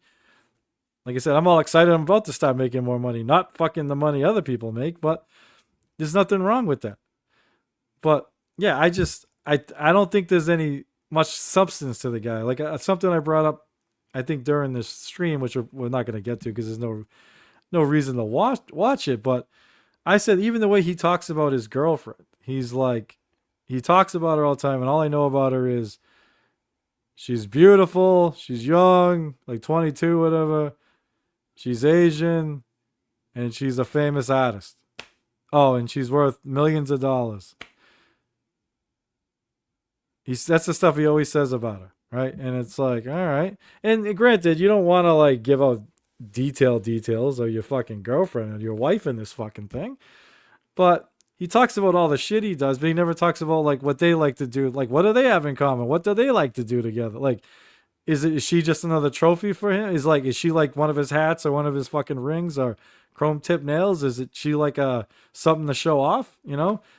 And if she is, I mean, okay, as long as if she's fine with it and he's fine with it, who am I to speak out? But I'm just saying that ain't my thing. I'm into like real people and real shit, you know? And sometimes it's embarrassing the way people act with him on stream. And I don't mean you, Latanya. You guys are funny with him. I'm talking about there are people that are like, yeah, Malware, you're the coolest. You're the coolest. But like, it's all right.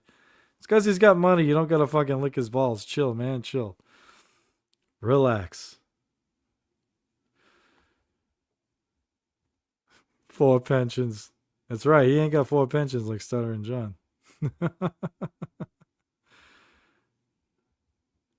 The Pineapple is a very good dude. Very good dude. OG, were you a female who transitioned? Nah, I can't say I am, Final Boss. Can't say I am. All right. Let's see. We could probably talk about this kind of shit, but that will never. Yeah, I ever sent you happen. messages yesterday. You ignored every one of them. So obviously you didn't want to They're talk about it. essays. So fine. They're essays. Fine, but trying to tell you, I Absolute didn't essays. understand your message. You have no idea how confused I was because I didn't do anything with Clowntown. I was so confused. I thought you were talking about like a DM I had with somebody. I'm like, why the fuck did this person? I don't understand. I mentioned to somebody that I wanted to, when the clip came up, I was going to talk about Malware's, the drug shit he was talking about and how fucking full of shit he was. That's what I said. How the fuck is that a beef between fucking Puzzle Factory and Clowntown? Rick, I don't understand. 1 second. Oh, I'm just here I'm for the famous karaoke. for my I did want to play essays. this for him as well. Yeah, Bacon Bits. I'm famous for them. Like literally, at work, right? We got when we had our yearly reviews, the fucking supervisor's always got to put something you need to improve on every year, and every year I get the same thing. Needs to work on writing shorter, more concise emails. When I write like an email at work, I give every fucking like detail, over detailed with everything. No, 100%. I know that, man. I'm fucking crazy with that shit. It's an issue I have. It's like I can't. I had a college professor determined to get me to fucking stop that shit, and yeah, she couldn't do it. Sorry, beg your pardon. Yes, Shuli killed Harambe. Yeah, true story. 1 sec, Nicholas. Younger Vibes, thank you for being. Girl one, Malware's a good egg, Nick. You need to get to know him. And hey, man, that's very fair. I admit I don't know the dude. I don't know the dude at all. That's why I kind of stressed her in this thing. I think at one point when we do cover the Malware stuff, again, I'm not gonna go over it here, but when Ekul and I were watching the Malware videos, I think it was Sam Bibley, like as a joke, he put like, Mummy Nick versus Malware, as a thing. And I was like, nah, man. I'm like, number one, malware is not gonna give a fuck about me. And but also I'm like, I'm not interested. I'm not like everyone's. I know someone who malware wanted to debate and they turned it down, and I respect that. I respect that person for doing that because like everyone's just like kind of jumping on the fucking, it started malware. I don't know. I could have missed stuff. I think it started with malware starting with Bacon Bits and Mersh, and then went full throttle on Bacon. I didn't mean to say bitch. I apologize, buddy. Bacon Bits, and yeah, I don't want to look like I'm just jumping on the fucking thing. I vaguely knew who malware was before this. I had like heard of him. I knew he lived like in Asia somewhere, and I knew he owned a fucking business, and that's all. I'd see him here or there. Because again, I didn't watch a lot of the Clowntown stuff, so I didn't know a lot about him. So this is really the first time I'm getting a lot of malware, videos. And yeah, he could look. I've seen him be very generous and give people money and everything. I've seen that, so I know he's got that side of him 100%. Yeah, I'm just saying I don't think he'd be someone not that he'd want to hang out with me. I'm just saying it's not someone I would normally hang out with, that sort of type. But no, if he could be a nice guy in ways. Like I said, I didn't like the shit he said about Ice Dancer. And again, if he apologized, I'm glad or whatever. It's just I don't do that sort of thing. And yeah, the like I got $30,000 of champagne. I got this, I got that. I don't know. It's not me, man. It's not my style. Again, it doesn't mean he's a bad guy. It's just like, it's not what I'm into. But, yeah, the drug stuff rubbed me the wrong way. And, the way he spoke down to certain people rubbed me the wrong way too. But, like you said, I could be wrong. I don't know. It just could be what he's saying in the heat of battle, in the heat of these fights and arguments he's getting in with people. Been a member for a year. Happy year, bestie. Thank you very much, pal. I'm glad you're not dead. I'm very glad you're not dead indeed. I don't know, Nicholas. Let's play clips and we'll go over it. Whatever you want to say, we'll go over. I got okay? you, man. I got you. Let the chat that's a lot of us. decide, a lot of us aren't good clips. high. How about that? All right, yeah. Keep shitting. All right, yeah. Okay, best clips. No, I'm asking. Go. Don't say go to me. That Don't be is rude. true, I'm Rob. saying That we're is playing true. Being rude, you're shitting on the clip before it even starts, and I'm the one being rude. Well, so it's all right, Puzzle go. Factory. Is Puzzle Factory genuinely the best clip of the week? That's what I'm asking. If the answer is yes, I'll say Fucking Karmic was on. Karmic hadn't been on it forever. People clipped okay, it, and dude. it's the best clip because of that. Yeah, it's gonna. I don't know if it's number one. We haven't done our scores, dude. But now I'm gonna give it 3-3-3, just so it fucking is. Fucking rigged. Jesus Christ. Let's have a look. See if it's any good.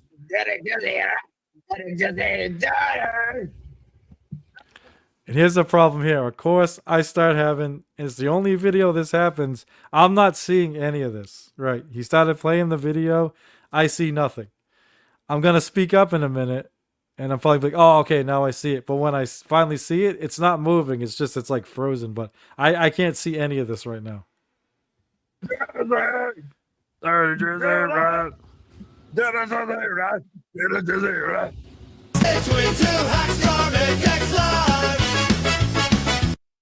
didn't have a Puzzle Factory drop. Apologies.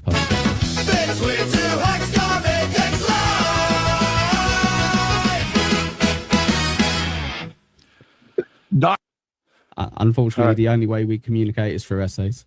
I don't know what's Go on, going. Nick. Okay, sorry. I couldn't see the clip for some reason for a while. Now I see it. Never mind. All right. So now I see it. But when he hits play, it doesn't move for me. And I can tell he's watching something because he's like commenting on it.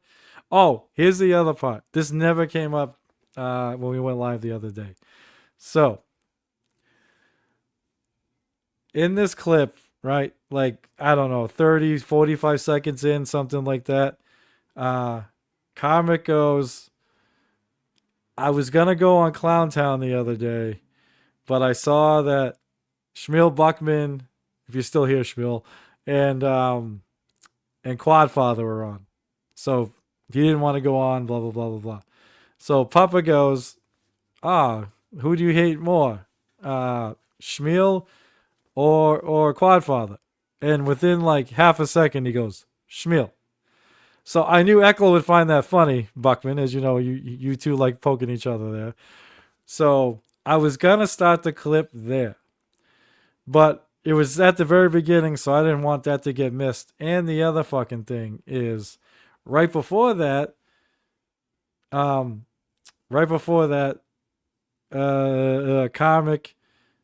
somebody sends, it's Dr. Chow. Dr. Chow sends in a chat saying something like, Big W and Karmic used to be good friends. They used to say hi to each other in chats or whatever, something like that. And Karmic ends up asking Papa, he goes, what happened between you and Big W? You're not friends anymore? You used to be friends. So apparently Karmic knew like nothing about the breakup or was confused about the breakup or whatever. And PK's like, what, do you live under a rock? And then anyway, and it goes on from there. So I figured I would start it there because I thought it was kind of funny that Karmic, who was like always on the show, didn't know that they broke up, didn't know about the breakup, right? But because Big Dub gets mentioned and stuff, I was like, okay, I don't want to be accused. This is after Ekul sent me the thing. I made another version of this clip where I cut out like the first 45 seconds. So the whole explanation about how Clowntown and Puzzle Factory split up, I cut it out, right? And I sent it to Ekul Friday night, so he probably got it Saturday morning when he woke up, and I was like, dude, I'm not involved in any beef. Here's another version of this clip if you want it. So there's like fucking no mention at all of fucking the Clowntown guys. Go ahead. And so when he started this clip, I had no idea which one he had. He kept the original. So this is the original. And just showing that I even made an effort to edit out any mention of fucking Clowntown in the clip after I got that fucking confusing fucking message Friday night, because I don't want to be accused of any fucking stupid beef. And I'm aggravated about it myself because I don't want fucking, someone shouldn't be editing me. I had no ill intent, but it's like, now it's like, I'm worried that I can't even fucking put a mention of either show in a fucking clip. Because like somebody's paranoid. So anyway, it never came up during this, but I did even send in another version of this clip with the first like 30, 40 seconds missing, just so there would be no mention of fucking Clowntown, but he kept the original in. So this is the original clip that was supposedly me starting a beef or continuing a beef or something. Okay, cool. Doctor, it's probably my StreamYard, right? Slowing it down on your side. Yep. Chow, he's a gaslighting little shit. So you don't believe anything he says. And it's got Dario on, so it's got Dario to whoop as well. Okay, Chow. Big Dummy and Karmic used to say hi to each other in the chats. Oh, with kissy face emojis? How come I never got one?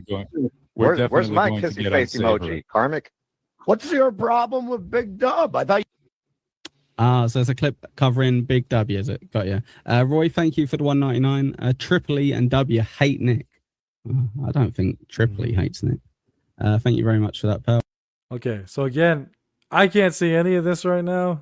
Not even sure what clip he's playing, but because he said that, I assume it's the first one, and it is the original. But yeah, here, I think he still thinks that, okay, this clip's all going to be about Clowntown because of how it started. And yeah, it's not going to be. Appreciate it. There you go. You guys were pals. Lay it on me. What happened between you two? Karmic, where you been? Under a rock? Yes, literally. I gotta step back because I can't like see an this hour long. I don't know. And that's the last time we ever saw Mumbling Nick on Ekul Pineapple's channel. Right. Fuck off. You fuck off. Stop it. Leave it. Fucking fed up of this nonsense. Long Doom clip, bro. You can't Sorry, I was in the way. So somebody sends in the chat. So this kind of confirmed to me who was messaging. Right. Fuck off. You fuck off. Stop it. Leave it. Fucking fed up of this nonsense. Long Doom clip, bro. You can't sum it up in a few We don't words. say Let's bring Nick back on the stage. Any luck now, Nick? Can you see it now? Yep. It's up there. Perfect. that around here, Dario. And no, it's not just relegated to that. It's ongoing. I mean, that's what this whole show's about. R.I.P. R.I.P. Ken. Let's have a look. The latest was those cocksuckers were saying I fucking sold 1,500, and it's the other way around. Pavo, like, I sent Pavo a Venmo request because he legit owes me money. Oh, there's money issues. Okay, say no more. Yeah, I know what it means, girl. One Eccles actually the one that teach me what that meant. When he first started using it, I used to use it all the time because I didn't know what it meant, so I had to stop. No, Eccles not a nunce, but yeah, I do know what it means. I gotcha. Sir, I understand. Well, Not a fan. Not a fan of the Dario wagon. oh no, the issue is that fucking some big dummy got his feelings hurt. That's really the issue. Okay. Duly noted. Okay, Yeah. sorry. You I had to asked. figure it out. I asked, and now I know, and I'm ready for the future now. I was gonna hop on. So it's Papa Kill telling him about how they fell out with Big W at the moment. Yeah, because apparently he had no idea they fell out. Right, and now he's about to say he was going to go on Clown Town, but did not for a funny reason. On Clown Town just for a moment, and say hi. And there's Schmeal, there's Quad, and I can't stand those two. So I said, fuck it. Who do you hate more, Schmiel or Quad? Schmeal. Quad, I think he's been reasonable to me. Well, just think for a second there, comic. Jesus. Schmeal, I just don't like him. Okay, me. All right, I'll probably try and go through this in fast motion. So there we are. There's like over 5 minutes left in this clip, and there's not another mention of Clowntown or anyone on Clowntown in the rest of this clip. And this is where the pineapple starts to realize why I clipped it and how info was wrong, paranoia was wrong. I was just being a goofy fucking retard like I always am, and clip something because fucking Comic was in it, who somebody usually wants me to fucking clip. Again, Final Boss is in it, who's leveling up. Dario's been a big story, and I was in it to go along with his clip. And yes, I did cut out some of my parts, but I literally kept more of my parts in here than anyone else's. So literally half the clip is me just fucking yapping, which I knew would drive him fucking crazy, and he figures that out, and then everything ends up fucking fine, and the gay fucking fight's over. But yeah, the fight was not about me being late. It was about paranoia behind the scenes and people messaging him about me, and I don't know. I wish fucking... Hopefully that's done. Hopefully it's all fucking done. Doesn't happen no more, and we're fucking good. If that person's watching, I don't have a problem with you, buddy. I don't have a problem with you. Let's just finish. We're done.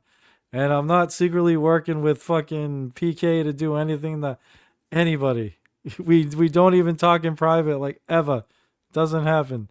I get a link, I talk to him on air with everybody else, and I leave, and that's it. That's literally it, right? We don't know shit about each other.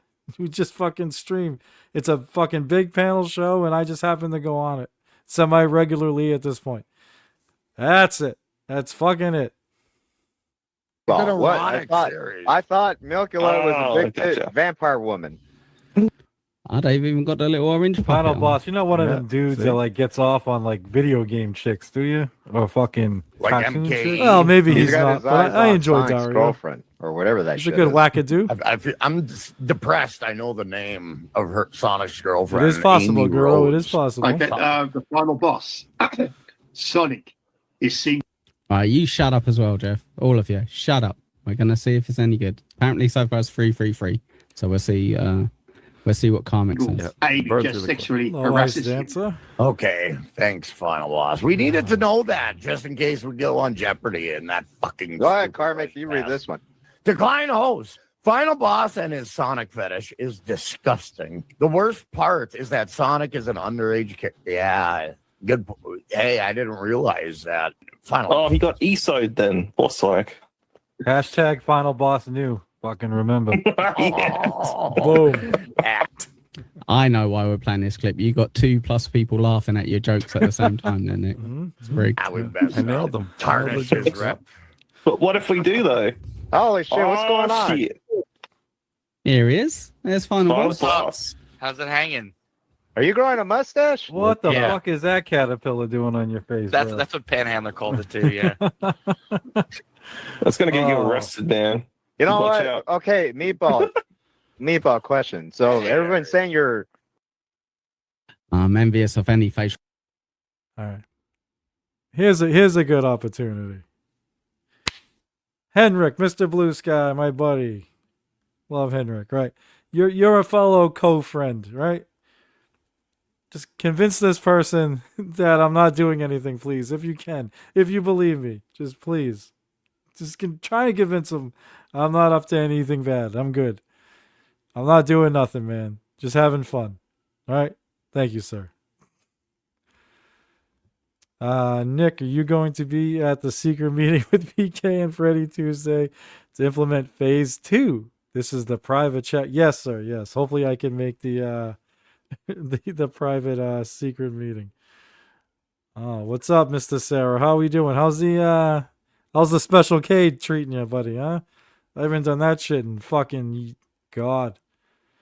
Last time I did special K was fucking Jesus. Probably almost 30, like 28 years ago or something, man. I wasn't much of a fan of that shit. I gotta be honest with you. But good for you.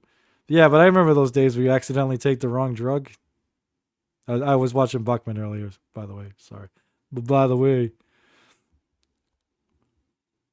yes, Rev will be there. I really enjoyed those drawings the other day, last night. This shit was fucking funny. Yeah, man. I mean, that's a hell of a drug to mix up. Cocaine and Special K. You're on two different journeys with those fucking things, man. Two different journeys. Where at the moment, Kim? leveling up. So does that mean you got to get sexy too? I'm working on it. Oh, Comic, I've been wanting to tell you this. There's a former... 1 second, let's cut him off real quick. Connor says, it looks like I'm the only one who jacked card. Jesus. Well, how about we see you myself here? The fact that you kept pills in your pocket means you're good, bro. I can never hold pills. I took them all the time. So the fact that you had pills in your pocket and didn't fucking take them, you're fine. I'm with Dario. I know what he's thinking. Go ahead, buddy. No, I was agreeing with him. Well, I was gonna say, correct the record, Carmen. So is this the Yes Man stream for Karmic then? I guess you kind of have to be, even on Clown Town or Puzzle Factory, right? You can't really annoy Karmic too much, otherwise they just sod off. Seems like a little circle jerk right now, but it leads into something else, right? Well, Gobbles is going to take a rude comment, which is a funny one, but kind of rude. But yeah. But you put them in your pocket because they were there, and you didn't want her to see them as she walked in the house. Correct. Yeah. Yeah. Right. He wasn't. Yeah, keeping an eye on him. 100%. I dove into the room. Dave, I remember I went through this fucking phase right during my addiction. Dude, you probably know, man. You have like different dealers at different times, right? There was a time where my 3 main dealers were all like middle-aged to older women. It was fucking crazy. There was this old couple that lived on my street. And yeah, they were both on different, like, being prescribed different painkillers that they were selling.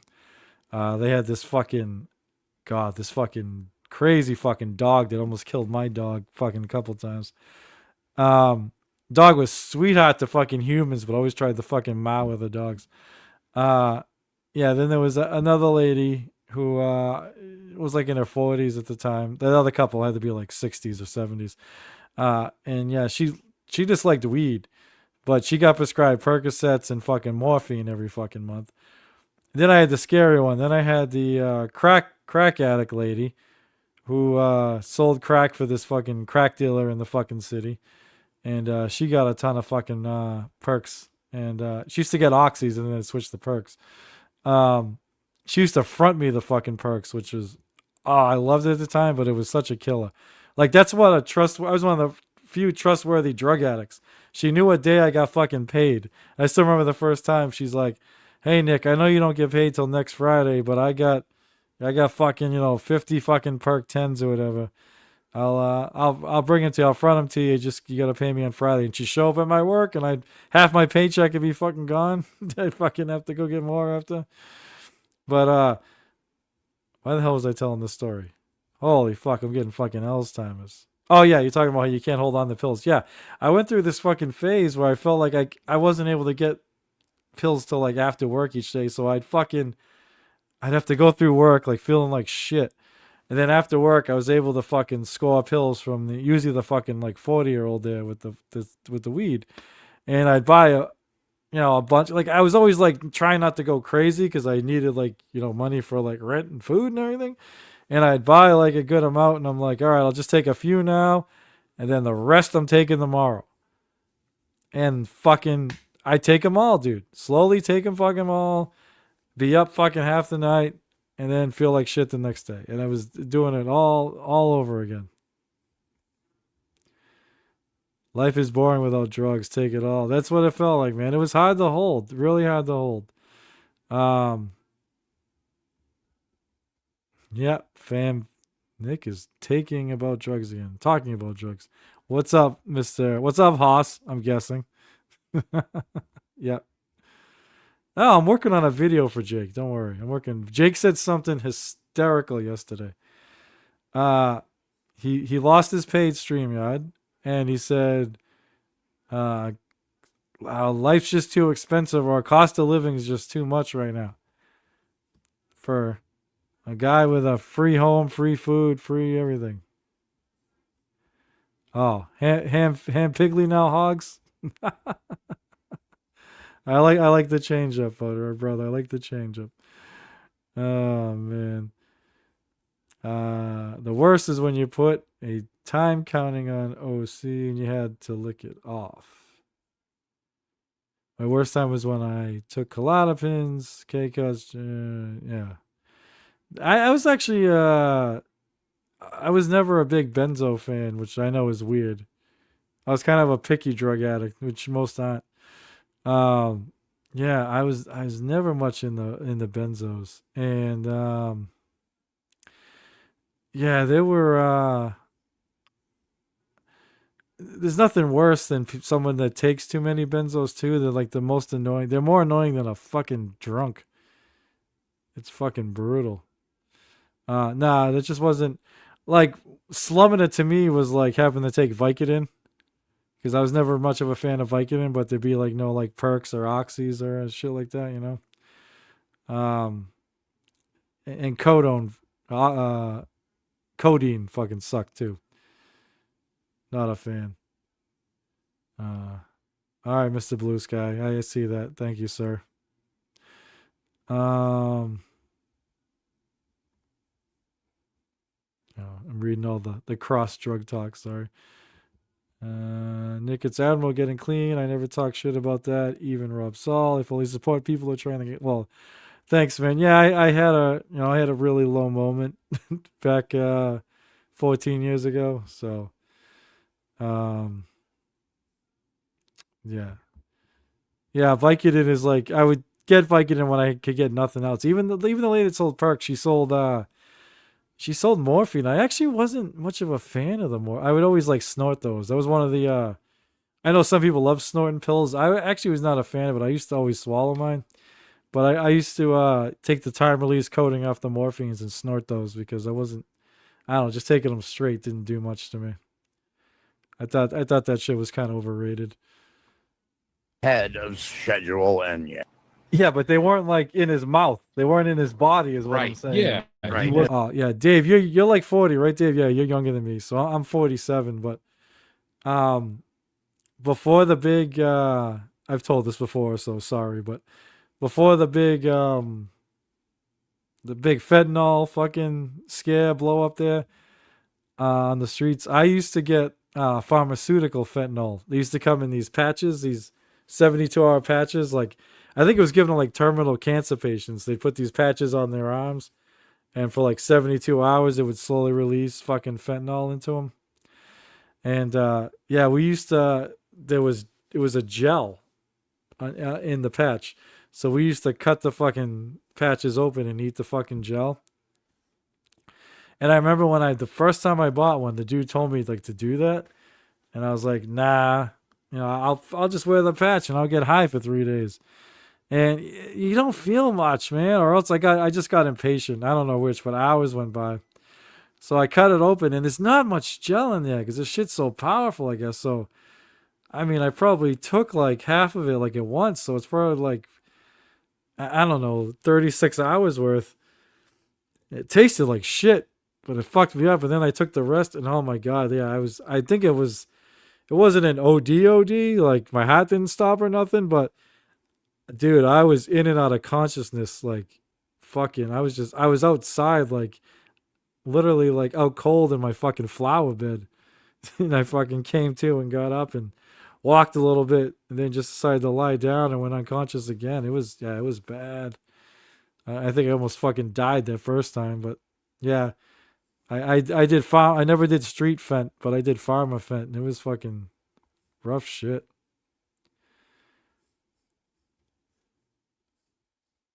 Oh, you did the patches, Matt? Yeah, dude, they were fucking, shit was crazy. Yeah, the gel tasted so bad, dude, so bad, like fucking medicine-y. I don't know, can't explain it. Like almost chemically. Yeah. Probably was a chemical, obviously. Pac-Man. Yeah. I'm not saying, obviously, I don't know. It's not the joke about it. I don't know the full extent of it, but that's a decent sign. Like when you're really bad, you can't fucking hold on the pills. No way.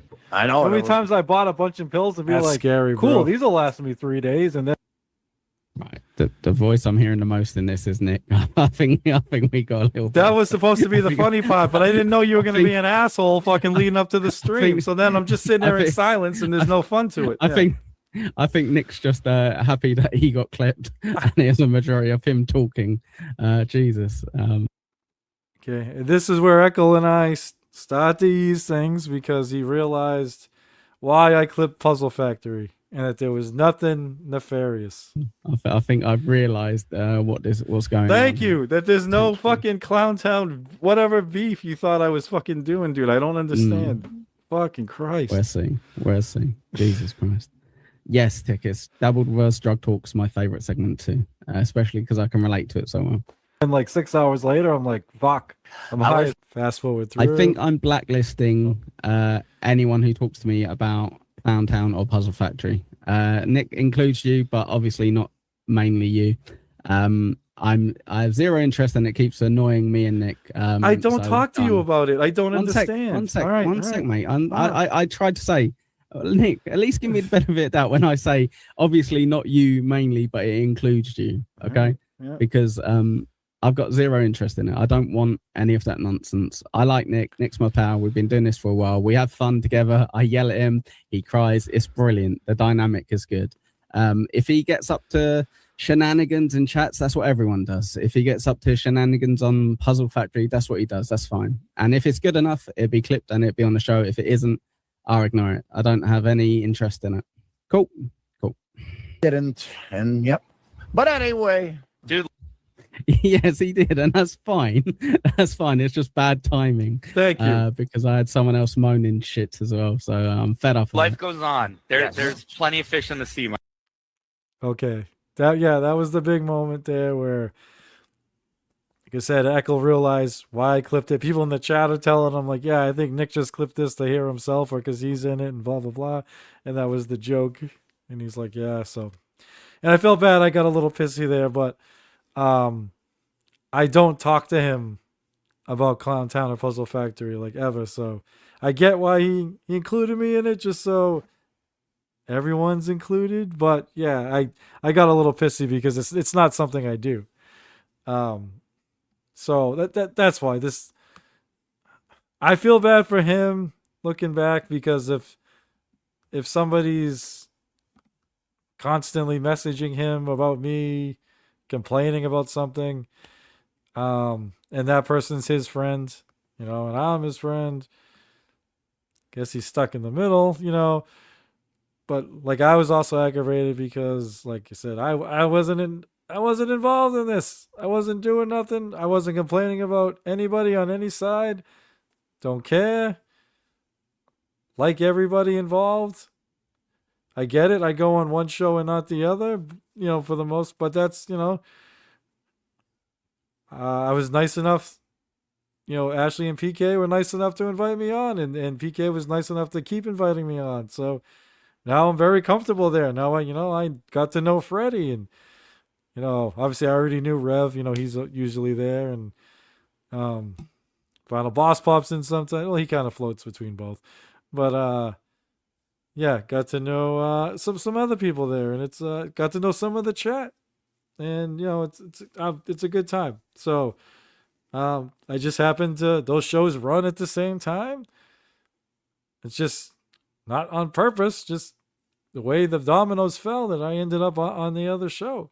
So, and that's it. I got no, and yeah, to be fair, the one thing I have to be fair about is there was one point where when me and this other person were jokingly doing this ball busting thing to joke with Ekul, I think I did ball bust about,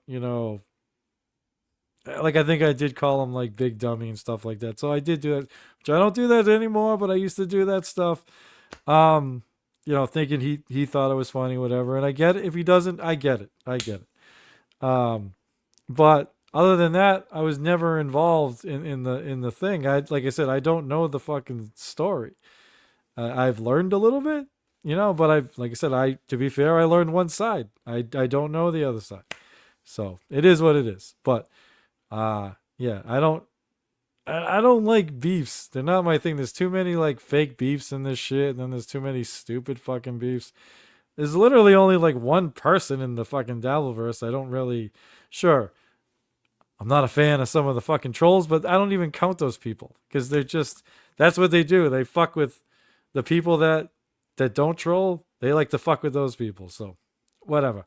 I mean, like one actual person, and everyone knows who it is, so I won't even bring it up. But yeah, I'm good with the other shit. I don't care. I'm not here to fucking fight with people. Certainly not here to fight with my co-host or the person who. Sorry, I'm his co-host. I shouldn't have worded it that way. But yeah, I'm not here to fight with the person I stream with every week. The person I, probably, there's like 2 people in the Dabbleverse I really try. Maybe, yeah, 2, and then there's a third that's close. But yeah, he's up there. So I'm not here to fight with my buddy. I'm not here to fight with his friends. I'm not here for any of that, man. I'm here to bust balls and have fun. That's it. Fucking Christ. Used to like doing the political show. I like to get back to doing a little more of that. But yeah, here's what it is. Hey, Detroit by Doc, how we doing? We played a clip of you the other day. There are people who spoof other people and say things to get that person. Yeah, that's happened to me, Detroit. Not in a long time, but yeah, about a year and a half ago, that was happening to me a lot. Yeah, it's fucking dumb. It's really fucking dumb. Sorry. Reading the chat, people. Reading the chat. Too many beef drippings. Yeah, you know what? God, I'm gonna feel like a dick because I'm gonna like say something about somebody. That is his name Beef Drippings? It's the show Beef Tips? I can't remember. But that guy's got some whatever. I'm not gonna talk smack. I just said I wasn't into it. Sorry. All right. I think there's just one other part I'll try to like skip to. If I can't find it, I'll just end the stream. But I kind of just want the chat's opinion on something.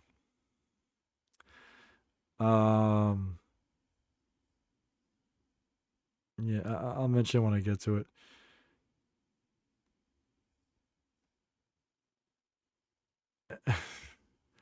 Yeah, I'm used. Oh, I think obviously the reason I can put it up is because I'm in StreamYard. That's right. That's right. I'm like, yeah, I'm usually blocked myself. Now that you've mentioned it, artist formerly known as I got Nick attacked by mobsters, but it was just a joke. Thank you, Henrik. Thank you, my friend. Way she goes. Plenty Better of smelling fish, actually. Better spelling fish comic. That's It's me. And then he's like quoting the Bible the other time I came on. I'm like, this manipulating motherfucker. You're a Shuli. At least he didn't call me a Shuli. Sorry. Just trying to find the Clown Town clip. It was like something I kind of wanted to see.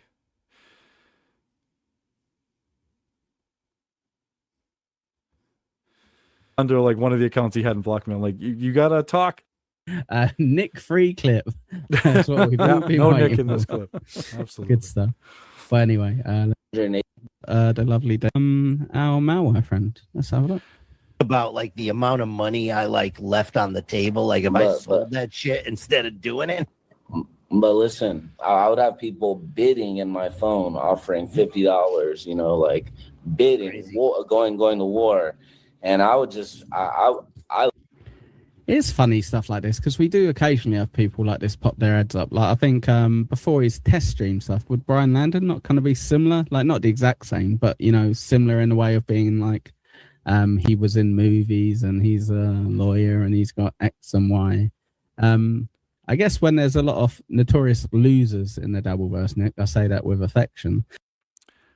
Yeah, so obviously most of you don't know me from a hole in the wall, even the ones who I am friendly with.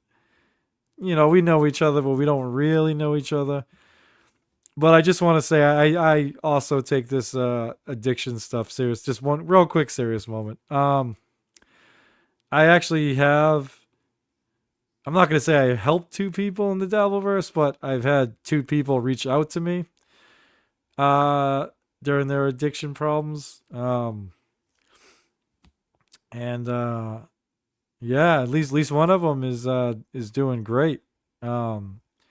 They used to message me a lot when they were weaning themselves off. And that gets hard the lower down you get. But no, I just want to say if anyone has any sort of problem like that, my DMs are wide open. It's I'm at OG Mumbling Nick on X. And my email is ogmumblingnick at, sorry, that's the Gmail. ogmumblingnick@gmail.com. If anyone, 100% anonymous. I've never talked about the 2 people that have reached out to me. Like none of their details, nothing. It's between us. And please, if you need to talk to somebody about that, if you need directions on how to get help, if you're just in a bad place or having a bad moment, please reach out to me. Doesn't matter the time or day. Obviously, if I'm sleeping, I'll get to you as soon as I'm awake, or if I'm at work. But yeah, just, you know, please do. It's I understand how fucking hard it is. It's super hard. There are more than a few people in the Dabbleverse who I've seen who are now sober, and I've seen them criticize people who aren't sober, and it always bothers me. I know Granny gets a lot of criticism, and you know, I actually like Granny for the most part. Yeah, I wasn't a fan, and I believe I told him this. I wasn't a fan of some of the shit during him and Lemmy's breakup, but I understand emotions are running high. But I am someone who doesn't ever shit on him for struggling to get sober. Like I know he's made several attempts, and I know how hard that is.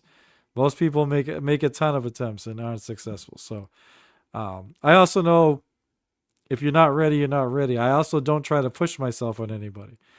I also know what it's like to when you're using and someone who's sober is trying to talk to you about getting sober. It's a terrible feeling. And so this may be wrong of me, but I don't push it. I just throw it out there. So if anyone needs it, I'm here. I'm also someone that thinks if when you're getting sober, if you do have one day where you kind of go back to it, it's not the end of the world. You know, I know some people, I hate that we do counting stats on sobriety. Like, you know, you could have 90 days sober, and then you have one bad day, and then you have 10 more in a row. And according to that stat, you have 10 days sober, when really you've been sober 100 out of the last 100 days. So, yeah, I hate that shit. So I'm not a stickler, and I don't want people just to constantly relapse just because of that. But I just want to say it's not the end of the world. My DMs are open at OG Mumbling Nick, and my Gmail is ogmumblingnick@gmail.com. If anyone has any issues, and if once you reach out to me, I'll I'd even give you my phone number if need be. But obviously I'm not just gonna give it out now. But yeah, good information, Philip Larkin. Thank you very much. And yeah, thank you everybody. Sorry for the serious moment there. But if you can help one person, it's worth it. Okay. It kind of does bring people out to kind of be like, well, I'm doing a lot better than them. I'm gonna dunk on them. Yeah. But But yeah. what's ironic is there something wrong with Jim? Like he shakes. Like I don't want to make fun of him if there is something wrong. Mr. Like, Sharky, yeah. I think he does a lot of drugs. I'm not 100% sure. Okay. And he does, yeah, he does kind of say, oh, people are going to accuse me of blah, blah, blah, but then they start to stream off by doing a few shots and a few somethings. But I guess we'll find out. Yeah, the other day I was talking to him in a chat and I called him like Jim Shaky, and then I felt bad after in case he does have like some kind of disease where I'm like, fuck. Yeah, I get you. Yeah. So I just wanted to make sure. Okay. As far as I'm aware, no, but we could find out, I guess. Let us know, Jim. Let us know in the chat if you got disease, and we'll tell everyone. I loved it. So I would crush them up, snort them. I would put them in my champagne, and then I would do like 80 in like 3 days. So wait, so Malware, how much did you laugh when you heard about? I think Jim's actually quite a good person to have with Malware, right? Because when Malware was on stream with me and Spurg, and he's kind of talking about his stuff, I'm kind of like, I can't really relate. You know what I mean? What's the most I've ever spent on a drink? Maybe $10. Like, oh no, that's bad. Like maybe like $15, I guess, like 10 quid, 11 quid. I don't know their names. Ralph. Be cocktails. I do want to buy a $50 one with Penny. Malware's deal, but I know he and I would fucking hang the fuck out. Yeah. I'm Sharky. So Sharky. Yeah, you know what? Fuck it. I don't know where to find it, and it might not be worth it. There was a pot where I think I was talking about Malware's the pill pot, like I brought up earlier, and or something like that. Hey, Scotty, good for you, buddy. Huh? Good for you. What's going on, brother? My fellow New Englander. Yeah, and someone in the chat like said something, which was fine. I totally get it. Defend your friend, 100%. And and then I just gave some more what I felt was constructive criticism. And then the chat said something like, all right, man, if you want to go after him, that's up to you. Like, I almost took it as not like that person was threatening me, but that like, dude, be careful. If you're going to criticize this guy, he's going to fuck with you. So I don't know. I don't know if Malware has some kind of special hacking skill. I don't know. I didn't know if it was a threat or not. So I was going to ask the chat like what they thought, but you know what? I'm not sure where it is, and it's not even worth it at this point. Not even worth it. Just squash it, as Ray would say. Squash it. God damn it. Oh man, I know, Scotty. Everyone loves you, buddy. Everyone loves you. TJ Holly, if he did 80 in 3 days, if he didn't go to detox, he's still doing it. Almost impossible to kick on your own. Well, I brought up earlier, TJ, that yeah, I questioned the 80 in 3 days myself, because it sounds like sorry, I'm still sick.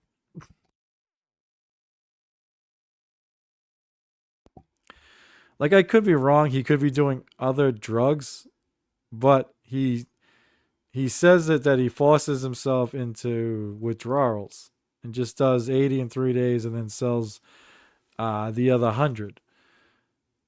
But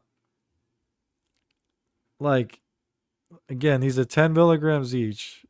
So that's like an average of, like I said, 267 milligrams a day. And I got up to those numbers at one point, but it took me years to get up to those numbers, and I was taking it every fucking day. Like, yeah, you'll get a day here or there where you can't get any, and it sucks. But pretty much, out of the 30 days, you're doing it like 27 days, right? He's only doing it like 3 days a month, and then going cold turkey or whatever. And it's like I question whether you can build up the tolerance on just 3 days a month. Like, I've never done it that way, but it doesn't make a lot of sense to me. And like, in my opinion, yeah, you see what I mean? That's what I'm saying, Dave. Dave, you've been through this. It's like you built up the tolerance. Like, if I haven't done fucking. There was a time where I could do fucking 30 of them in a day, no problem. I haven't done them in forever. If I went to go do 30, I'd be in the hospital, because I don't have the tolerance right now. So yeah, I question whether you could build up that tolerance. And I also question the withdrawal part. Like, is it withdrawals, like real withdrawals, if you've just done it for 3 days? Or is it you got super fucking high off your ass and you're crashing down, which sucks. And then there's like a little withdrawal at the end. Like, to me, this isn't withdrawal. Like, I bet you day 4, he's waking up high. You know what I mean? Where, I don't know, when I'm at the height of my addiction, I'm literally waking up sick. I remember dry heaving every time I fucking brush my teeth in the morning because I'm fucking already starting to feel sick. I need to get some smack in me, final boss. Those were the days. Also, I see fake me. Yeah, I saw that. I at one point I talked to him like it was really you, and then I realized it wasn't you. Also, I see the fake me has been making the rounds. I saw a chat full of minute ago, probably from Ekul's show. Oh, that's fine. Yeah. Fake you's in here, or was in here. Drug talk with mumbling. I thought that meant Minnesota for a second. Minnesota. Yeah, all right. We'll probably end this. I think we saw the gay lame fight. I tried explaining it as best I could, but again, I can't. I mean, I gave out most of the info, I guess. But there's certain things I didn't want to say. But also, the fight is still confusing to me because I don't know what was said to Ekul. I have no idea. But yeah, this I just wanted to show that this wasn't. I know. I saw from the chats when we were live, and I heard from a couple of. I saw some people from the what do you call it, from the chat, like in other chats later, and they a couple of people let me know they were confused about the fight. Yeah, and I get it. It was confusing because, and Ekul even said it on Aussie Guy's show, because without the behind the scenes info, it's a very confusing fight. It was something like, again, that's been months in the making, and it just like came out on stream because just when you thought it was over, somebody messaged them again, and this one I really didn't understand. Like the other times he got messaged, at least I was, busting somebody's balls involved in Clown Town, and like I said, I thought we were joking, but at least something was happening. This time, like, nothing was happening, and all I did was make an innocuous fucking comment in the Transverse chat about how I was looking forward to talking about and poking holes in some of the shit Malware said. And if I had said that about anybody else, right? Like we did a clip on Steel Toe, right? That was like the 4th clip. And if I was like, oh man, I can't wait to poke holes in fucking Steel Toe on Aaron on fucking Between Two Hacks on Saturday. Or the 5th clip was like Joey C and Pat Dixon. If I was like, oh man, I can't wait to poke holes in fucking Joey's story on Saturday, nothing would have been said. But because I said it about Malware, again, one of the people who's most talked about at the moment, yeah, it just became an issue, and I was very confused. Like I was literally like trying to put this together on the fly. Like I messaged Eccles saying I didn't understand, and he did message something back to me, but it still didn't clear it up. And then I wrote my essay, as he said, and he didn't respond to the essay. So, yeah, we just went in this blind, and I didn't know what the fuck was going on. So, nah, Phil, don't worry about it. Philip, don't worry about it. Don't worry about it at all. It's not like it's a bad message. I talk about as Sam Bibley says, the two things I talk about, all my stories have to do with drugs and Jake Hudson. So don't worry about it. It gets talked about a lot here. It's funny because I started off always talking about politics, and that used to drive everyone crazy. So I cut back on the politics big time. And I guess I'm left with the drug talk and the Jake Hudson talk. Yeah, it's just when the shit comes up, and just ironically, part of the reason I wanted to do the political show in the Dabbleverse is a lot of people in the Dabbleverse seem to be into politics, and majority of them seem to be conservative. So I figure I could have a lot of interesting conversations. Unfortunately, a lot of them aren't interested in talking about it, but yeah. And unfortunately, seems to be a decent amount of current and former alcoholics / addicts in the Dabbleverse, so I talk about that a lot too. Drugs Hudson. Scotty. Good. Oh, yeah, you were last time I had Jake. Oh, Scott, I'm blocked by Jake again. I'm no good. I'm blocked by Jake. I got him on Eccles' show. He wanted to get paid. Eckel was going to throw him $10, and because Eckel didn't pay him within 24 hours, Jake blocked me and Eckel. That's Jakey for us. Yeah, I don't think he's gonna make it, girl. I don't think he's gonna make it.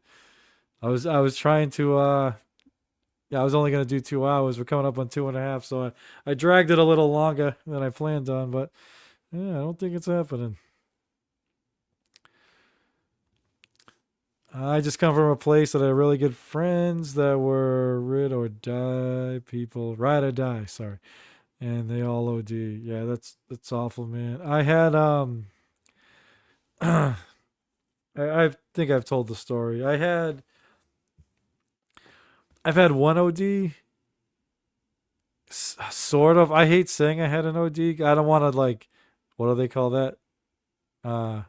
When you steal glory. Like, I didn't have an OD where they had to, like, shoot me up with the thing. I went into a seizure with my overdose.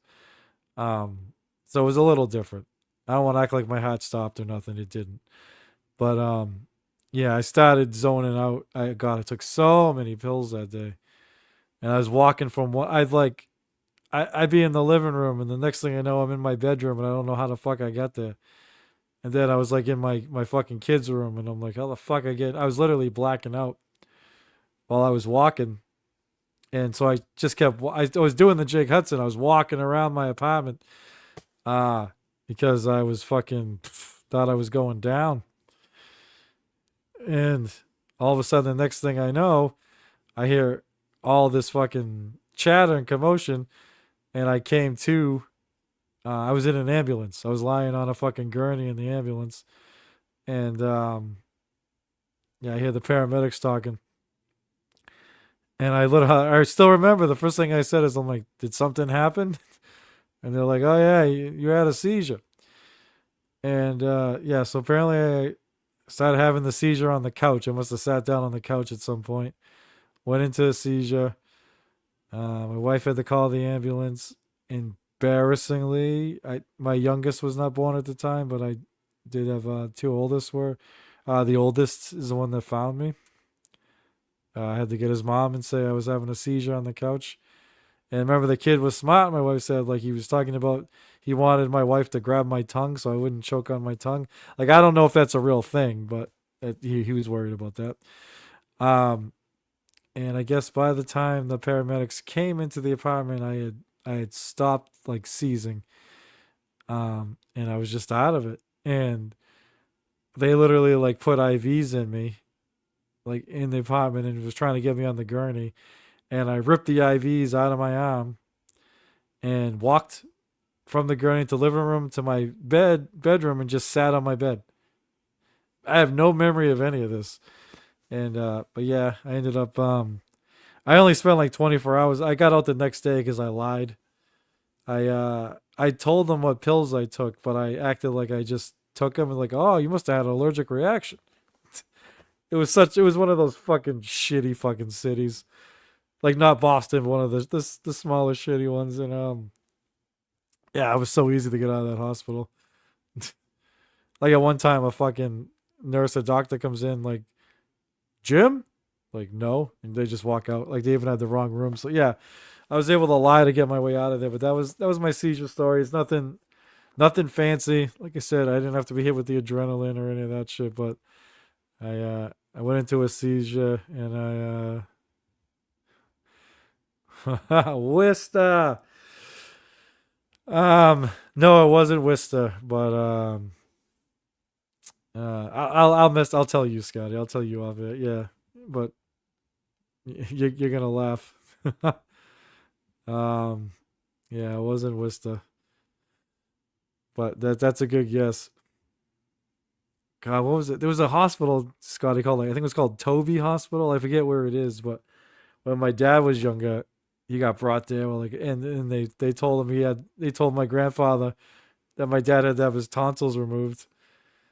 My dad always told the story. My grandfather was like, "All right, we're out of here. I'm getting him out of here." And the doctor's like, "Well, what do you mean?" And my grandfather goes, "He had his tonsils removed 2 years ago." So my dad didn't even have his fucking tonsils, and they were trying to tell him my dad had tonsillitis. So yeah, Toby Hospital, wherever that was a fucking shitty one too. Nothing fancy. I just meant like, dude, it wasn't like a kickstart my heart. This wasn't a Pulp Fiction fucking thing. You know what I mean? Like, I like people have actually died, so I'm not looking for any like stolen valor on this. You know, I'm just saying. I think that's an overdose, but I'm not sure. You know, I don't know.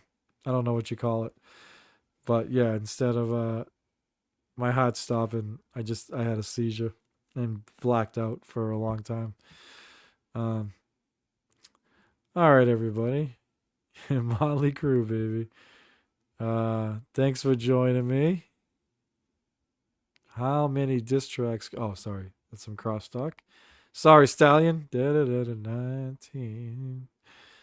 Didn't mean to get in your crosstalk. Nick, you sound like you come from Charlestown, Southie. I grew up in Revere and Eastie. Yeah, I'm originally, I'm not too far from Southie, I guess. I'm originally from Roslindale. I don't live there anymore, which is why I told you that. But yeah, that's where, I lived in Medford at one point too, but originally from Rossi. But no, that's cool. That's cool. Philip? Yeah. I never lived in Charlestown. Or Southie. But yeah, Rossi's I did have family in Revere. I did have family in Revere. Yeah, I got cousins from Revere.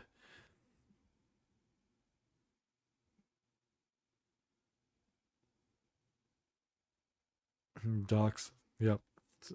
You want to hear something funny, Matt? One time, I think I must have said that one time before about Rosendale, or somebody found out during the docs. I can't remember. But I was streaming. I was doing my political show with obviously Liquid Cryptid, and I think we had American Cupcake on. Like he was on twice. He was on, so I think it was the second time he was on. Anyway, somebody came into the chat and put Mumbling Nick Roslindale, and I didn't see it. And Liquid Cryptid trying to get my attention, and he's like Nick. I'm like, what? He's like, so he names the chat his name. So basically, he's just like, all of Monica, like, even though that wasn't it. So I just see the person and I just click on it. So I click and I put fucking my name and fucking Rosendale up. I was like, oh shit. But yeah, so he tried wanting me. So I know it was like out there at one point. Yeah, Luke, it was rough. It was rough. Gotten a few scraps, and I'm talking when I was young, like fucking first, second grade, getting in scraps. I still remember some kid hit me with a fucking empty milk crate. I still have that memory. We're fighting near like one of those corner stores that they got there, and yeah, they had the empty milk crates outside, and the fucking was fighting the kid, and he picked it up and fucking cracked me with it. I'm from Mass originally, but left there in the 90s. Still get family. Oh, Arlington. Nice. Nice. Yeah, I always joke around that I'm kind of like Leonardo DiCaprio's character in The Departed. I don't know if everyone, I'm sure most people have seen the movie. Well, there's a scene where he gets hired as he's trying to be a statey, but they're Mark Wahlberg and Mark Wahlberg and what's his face? Martin Sheen are interviewing him, and it's when he kind of finds out they don't want him to be a statey. They want him to go like undercover, like because he has like a record. So like pretend he goes to jail and come out and go undercover for them in the gang. So they're going through his whole thing, and they're going through his his profile there, portfolio, and they're like talking about how he lived with his father like on the weekends, like in a place like Rossi. I forget which city he was from, but lived like in the suburbs with his mother, like Monday through during the week. And they're like, "Do you get two accents? I bet you do. I bet Monday, during the week you're with mommy and blah blah blah, and on the Saturdays you're slumming it with daddy, dropping your ass and blah blah blah." And that's what I felt like. My mother's from I'm not gonna say my mother's from, but she's from the suburbs, and my father was from the cities. So yeah, when I was a kid, I lived in places like Rosendale and Revere. And I technically never lived in Revere, but places like that, my family did. And then yeah, as a teenager, moved out to the suburbs, and I've lived in both. So I feel like my accent's kind of like it's obviously evolved. It's not nearly as bad as it was when I was like younger, but I still have it, and it's like, and I think it's a combination of like the city and the suburbs, It's like I even feel like certain types of words, it's a lot worse for me. Like Rev always makes me say retarded, and that's a word I can't say retarded. Retarded. That's what it sounds like, and obviously car and stuff like that.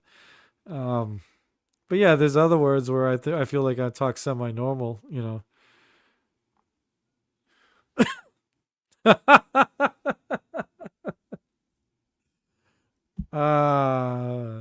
what? Ray DeVito, the gummy smoker, touche. That's a good one.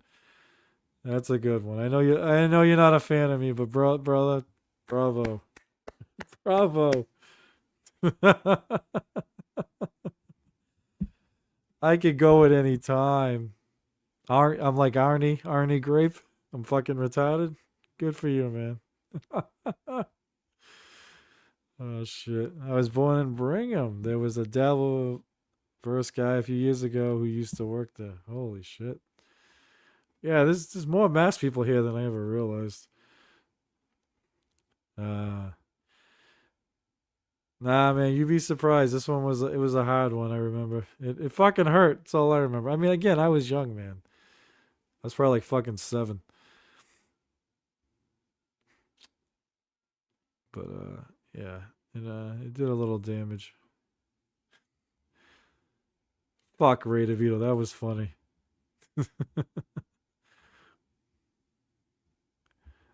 The Burbs. You ever pretend to be a pilot? No, not that Leo movie. No. 2 black milk crates just stole my truck. Oh man.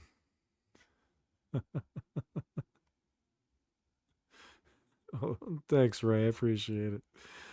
All right. Yeah. Oh God. All right.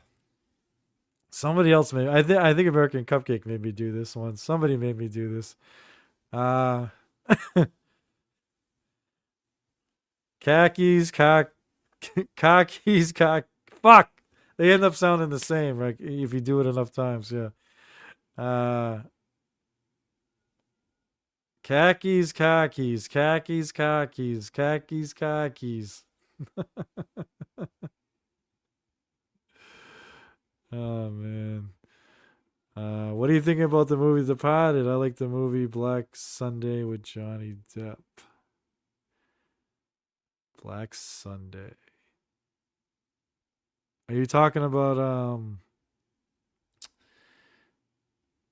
the one on Whitey Bulger? That was Black.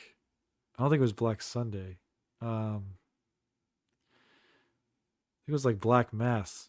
You talking about Black Mass, or is there a movie called Black Sunday? Black Sunday is a 1977 movie, I think.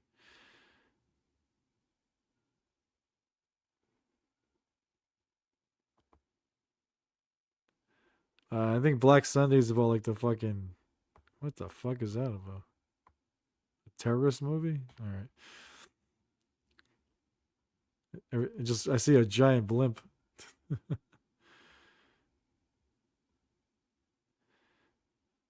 Ed Wood is a fucking fantastic movie, Ray. I love that fucking movie. Ed Wood's that's how I learned about that guy. I never knew about that guy. No, that's a great fucking movie. 100%. Johnny Depp used to make some really good movies. Yeah, no, I love Ed Wood. I used to work at a video store in the late 90s. Till like I think like 2001. Like 98 to 2001. Yeah, so I was a big movie guy and I saw a ton of fucking caught up on a ton of movies I never saw, and that's how I saw Ed Wood. Yeah, it's a great movie. I think I started out all right. I was like khakis, khakis, khakis, khakis. Yeah. Yeah, Black Mass is the Whitey Bulger. Okay, yeah, I don't know Black Sunday. I know Black Mass. I'm a big fan of fuck Donnie Brasco. That's a good Johnny Depp movie. But yeah, no, The Departed's fantastic. Martin Scorsese is my favorite director. I love so many of his fucking movies. So yeah, and I like DiCaprio's not like my favorite actor or anything. Like I think he's a very very good actor, but I think he picks great scripts. Like his movies are fucking good for the most part. He doesn't have any too many stinkers anymore. Even the ones that suck seem to entertain me. Like he was in this movie in like 99 or 2000 or whatever called The Beach.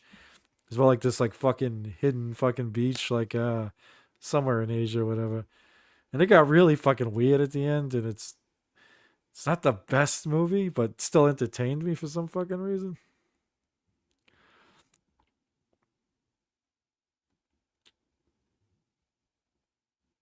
Oh yeah, Fear and Loathing. That's a fucking crazy one. What do we got? Oh, Packies. I actually used to. I don't know if he remembers this. I used to think that Ekul's wife was a Packy when I first met the guy. Like he used to say it, and I didn't want to like. I knew there was a chance he was fucking joking, but I didn't want to like say anything in case he fucking wasn't.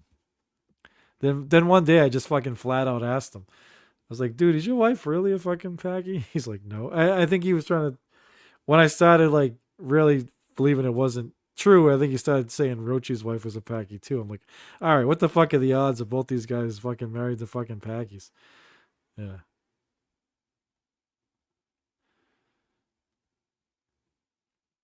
Oh yeah, Basketball Diaries. Yeah, I used to love that song, "The People Who Dies," the fucking main song in that movie. Jim Carroll there. Yeah, that was a good flick. Hey, Peanut Butter, what's going on? What's going on? Thank you for letting me know about I think it was you.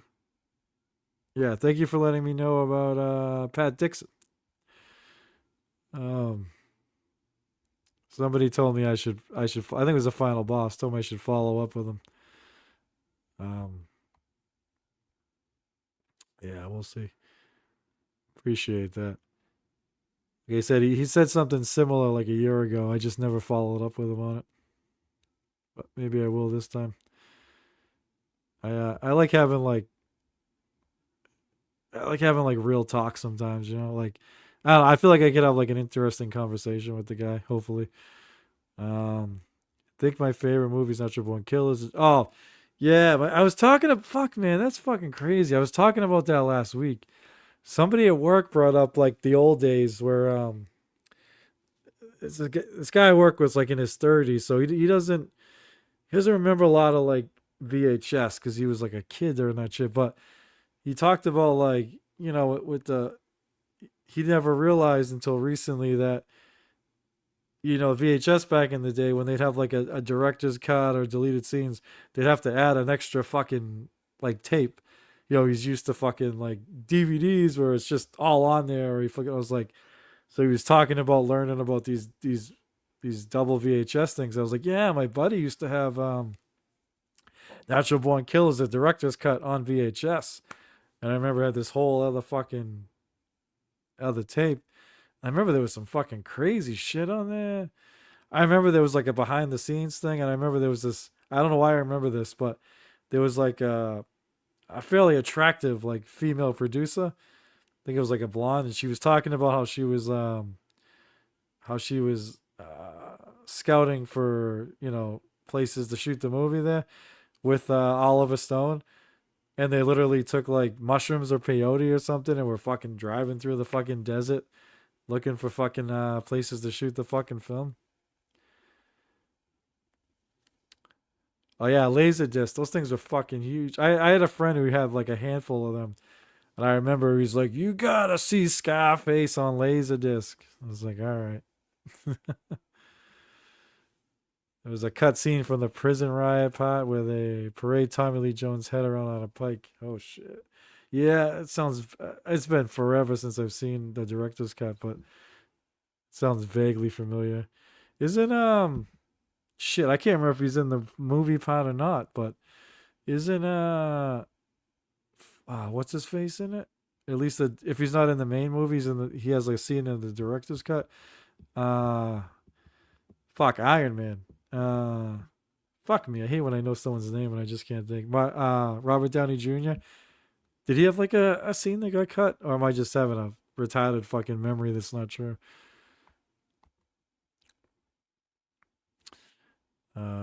Director of Oliver Stone. Yeah, written by Quentin Tarantino. That is correct. I don't know if it's true, but I always heard, because I'm pretty sure Danny DeVito has a producer's credit on Pulp Fiction. And I always heard this story a while back, and I don't know if it's just fucking if it's just fairy tale or not, but that when Quentin Tarantino wrote Pulp Fiction, when he handed it in, it said Pulp Fiction, written by Quentin Tarantino, final draft. Because with scripts, they'll buy the script. Sometimes they'll even like lease the script. I forget what they call it, but they'll put like, 25 grand, and now the guy can't sell the script to somebody else for like 6 months, and they can decide what they want to do with it or not, whatever. And yeah, usually the script gets like rewritten and touched up by like fucking all these writers and shit. And Tarantino didn't want that one fucking touched, so he wrote like final draft on it. And so studios like didn't want it or were reluctant because they want to change. And I think supposedly I heard Danny DeVito stepped in and got it so they didn't fuck with the script and everything. But again, I don't know if that was just some legend that wasn't true or not. Hey Jen, good to see you. I'm gonna go get some ecstasy. I'm gonna come over there. Oh fuck, I'm gonna cough.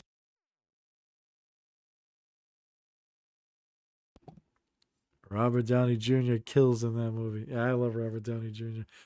I actually work with a guy. part time. I landscape part time for these two brothers. I mean, only one of them, the younger brother, actually owns the company, but the older brother used to, he used to run the crews.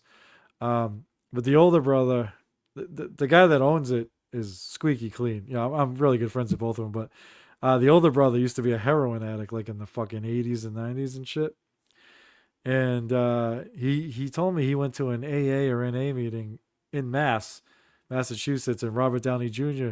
was there. He was in the States shooting a fucking movie when he was getting sober, and so he had to show up at a local meeting, and he said he was awesome. He was super cool and everything. I was like, man, I went to NA meetings and I never got to meet fucking Robert Downey Jr. or fucking any celebrities. It's fucking awesome. Math problem. Thank you for the $2. Danny stepped in to tell Harvey that Quentin had final say on casting. He also agreed to bankroll the film before reading the script. All right, yeah. So maybe what I heard isn't true, but there's some Danny DeVito involvement in there, apparently. You know what's fucked? This is crazy because it's gonna sound crazy because I'm a huge movie buff. I remember Pulp Fiction came out when I was like in 10th. When did it come out? 93, Matt? Was it 93, 94, something like that? I'm pretty sure I was in 10th grade. 9th or 10th grade when it came out. And I remember like all the guys at school thought it was the greatest fucking movie. And one of my best friends was a huge movie buff like me. Like he ended up going to Emerson College, which is like an art school in like a bunch of like famous like comics and actors and actresses have gone there. He ended up getting a job as like an associate producer on The West Wing when he got out of college. 94. Okay, yeah. So I was in 10th grade. He loved it. So he's like, dude, you got to see this. And I remember I wasn't a big fan at first. I didn't, for some reason, I didn't like how it kind of like went out of order, or, like how the ending's not really the ending sort of thing. I remember it just like bothered me for some reason. And it wasn't until like I was an adult that I really appreciated Quentin Tarantino's movies. Even now, there's a bunch I haven't seen. I haven't seen the Kill Bills just because they didn't really seem to interest me. But I fucking love Inglourious Bastards. I love Once Upon a Time in Hollywood. I love Django Unchained. I love. I was always a fan of Reservoir Dogs. But yeah, there's still some I've never seen. Specifically the Kill Bills. I'm not really into like martial arts movies, so I don't know if I'd be like a fan of it. I don't know. Sorry guys, that was rude. You can find it online and watch it. Oh, must be talking to somebody else. My bad. Zachary Quentin was seen at NA meetings while he was here filming Nosferatu TV show. Oh wow. I wasn't there, but I heard from friends. Yeah, that's crazy, man. When these celebrities are going through rehab, they got to find the fucking meetings too, I guess, whether they're in town or not. I met Heath Ledger as a kid. He grew up in Perth, Aussie. Yeah. First thing I ever saw him in was that was it 10 Things I Hate About You? Like it was some fucking high school movie. I was working at said video store, and I think that was the first thing I ever saw him in. He was a good actor. Kill Bill is great. Yeah, trust me, I've had people try to get me to watch it. I guess I will at some point, but I don't know. I never got around to it. But like I said, I got into Quentin late. I was always a Scorsese guy.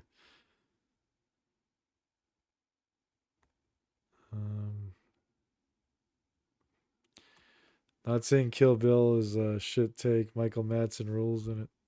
Yeah, I had heard that. Obviously too late now, but so. All right, Michael. I forget his first name, but Michael Madsen's character in in Reservoir Dogs, his last name is Vega, right? Just like Vincent Vega. Like, I believe in Quentin's universe, Michael Madsen and and fuck me. Oh my god. Vinny Barbarino. Why can't I think of his fucking name? Oh my god. John Travolta. Thank you, Dick Fitzel. That fucking brain cramp was brutal. I come up with Vinny Barbarino, but can't think of John Travolta. Yeah, that Michael Madsen and John Travolta's characters were supposed to be brothers. And that I believe Quentin was at one point was working on like a prequel, obviously because Travolta's character Vinny Vega's dead, but it was gonna be like a prequel called like the fucking Vegas Brothers or something, Vega Brothers. But obviously they got too old, so it started getting ridiculous, and now Madsen is no longer with us. Yeah, I mean, I fully believe that. Damn it, I would have been first, but I had to call him gay. I hate when I get those kind of brain cramps. I hate when it's like something so fucking obvious. Like, I know you guys won't care, but I'm a baseball fucking nerd, and I'm in like multiple fantasy baseball leagues and shit. And there are times where it's like I know like fucking almost every player, and there'll be like a famous player on my team, and it's like I can think of the position he plays. I can think of his jersey number. I can think of fucking what team he plays for, but I can't think of his fucking name. So I'm trying to talk to a friend or whatever, and I'll be like, "Hey, you want to trade? I'll trade you. What's his face? Ah, fuck. Ah, shit. Number 13. For the Yankees. Third base. And I can't fucking think of the fucking name. It's fucking brutal. Yeah, you got a point there. You got a point there. It is a little it is a little redundant. Yeah, I mean, I just like I feel like people think I don't know it, but it's obviously I know who fucking John Travolta is, but I just can't think of the name at the time. Fucking drives me nuts. Yeah, Mr. Blonde. Mr. Pink is still the shit. Do you think Pete Rose should be in the Hall of Fame? Yeah, I actually do, just because I assume he's not the only gambler. There's got to be gamblers in there already who've gambled on baseball. Ty Cobb's in there, and he was a fucking asshole. We got some steroid users in there. I know some of them got fucked. But like I think Barry Bonds should be in there just because Barry Bonds was a Hall of Famer before we started doing steroids. He's actually better in certain aspects. Like obviously he wasn't a better home run hitter. No, he struck out somehow. He struck out less and walked more after when he was on steroids. But nah, he was a way better like base stealer and fielder and all that stuff before the steroids. But yeah, I don't know how the all-time hit leader can't be in the Hall of Fame. It's ridiculous. I know so much useless trivia, but I've been at the same job in years, and I know basically zero people's names. Sorry, guys. All right. That's funny. Yeah, I mean, fuck, I'm like the biggest David Ortiz fan, and I know he never got caught, but he got caught. Like he used, And so I can't be a hypocrite on some of this shit. Yeah, baseball's weird now. I don't know if people really, if you're not a huge fan, the batting averages just not what they used to be. Like the power is still there. Like you still got, like last year you got, some hitting over 60 home runs still. But yeah, it's just like some of the best players hit like 250, and that never used to be the way.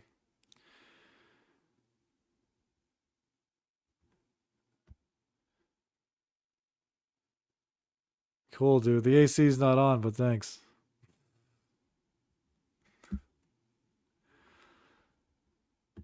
There is no AC on Final Boss. Don't fuck with me, asshole. It's actually fairly cool, fairly decent tonight. Not scorching hot up here in New England for once. Yeah, man, the 300 hit is like fucking no more. No fucking more. It's a fucking weird one.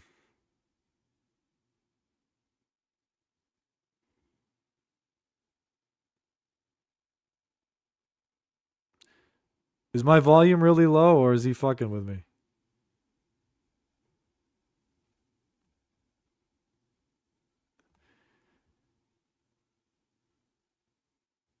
Oh, he can't hear you over the AC. I don't fucking know. All right, I'll turn it up a little bit. I don't know if he's fucking with me. I saw he said his AC, but sure, I'll still turn it up in case I'm being too soft. I know my throat is it is sore, so I'm sure I'm not talking as loud as I usually do.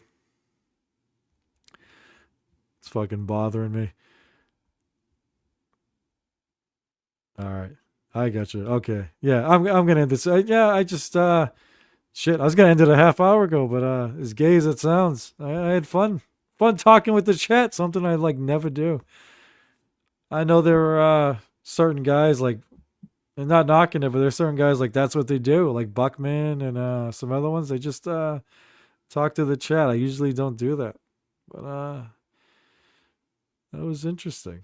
Let the whole steroid era in. Steroid era was so sick. It was fun, man. It was interesting. It was interesting. Fucking Roger Clemens. I'll never fucking forget that. I thought Roger Clemens was fucking done when he left the Red Sox, and he had a whole fucking second career. Guru One, are you serious that I have you blocked? Like, I always just assume you're fucking with me because you have everyone blocked. I have no idea. I don't block anybody.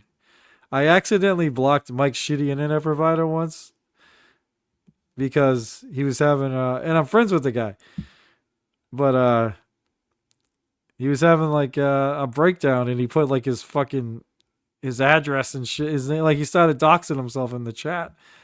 So I went to just take it down real quick. I think I went to time him out and accidentally blocked him. And somebody had to like talk me through unblocking his ass. Chalk talk. Yeah, we talked movies, we talked fucking baseball, we talked drugs, overdoses, all sorts of shit. Keep fucking want to cough. Fuck.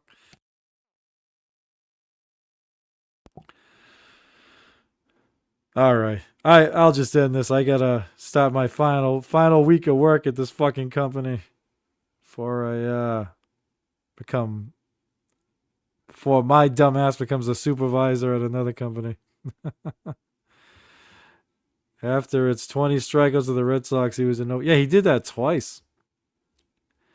Did that against the Mariners when he was super young, and then did it against the Tigers when he was in his 30s.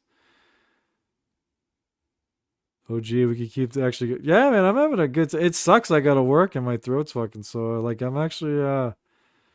This is interesting. I think doing again. I normally don't do this, but this sort of thing's like good every once in a while because even some of the trolls let their guard down during these talks, and you get to get to see what they're really like for a little bit. It's good shit. Yeah, he's I forgot he's on vacation. He ain't getting up for work, so he might not I don't know when he's getting up. Forgot about that. He's not he's on vacay this week. So it is what it is. Oops. This one. Always remember 2004 the Red Sox. Yeah, that. Oh my God, there's a story I should have told. Like no lie. Not that it's a great story, but it's just amazing. I'm a die-hard Red Sox fan. Like I've seen them win 4 World Series now, so like I'm good. You know, I'd love to see them win more, but it's not a big deal when they get eliminated from the playoffs now or they suck. But when I was younger and they get eliminated from the playoffs, I used to be pissed off for days, you know? But yeah, in 2003, 2004, whatever, we lived in this apartment on the second floor. The guy on the first floor was a Yankees fan. And this dude was an asshole, right? He was an ex-cop in a fucking wheelchair. He was like a corrupt cop. Like, the reason we ended up moving out is because so the basement was like split, like he had half, I had half, whatever. And I used to have a treadmill in the basement and some weights, and you know, I was younger back then. I was in my 20s, mid 20s, early 20s, so I actually used to exercise and shit. So I'd go down to the basement, you know, to lift weights and go on the treadmill.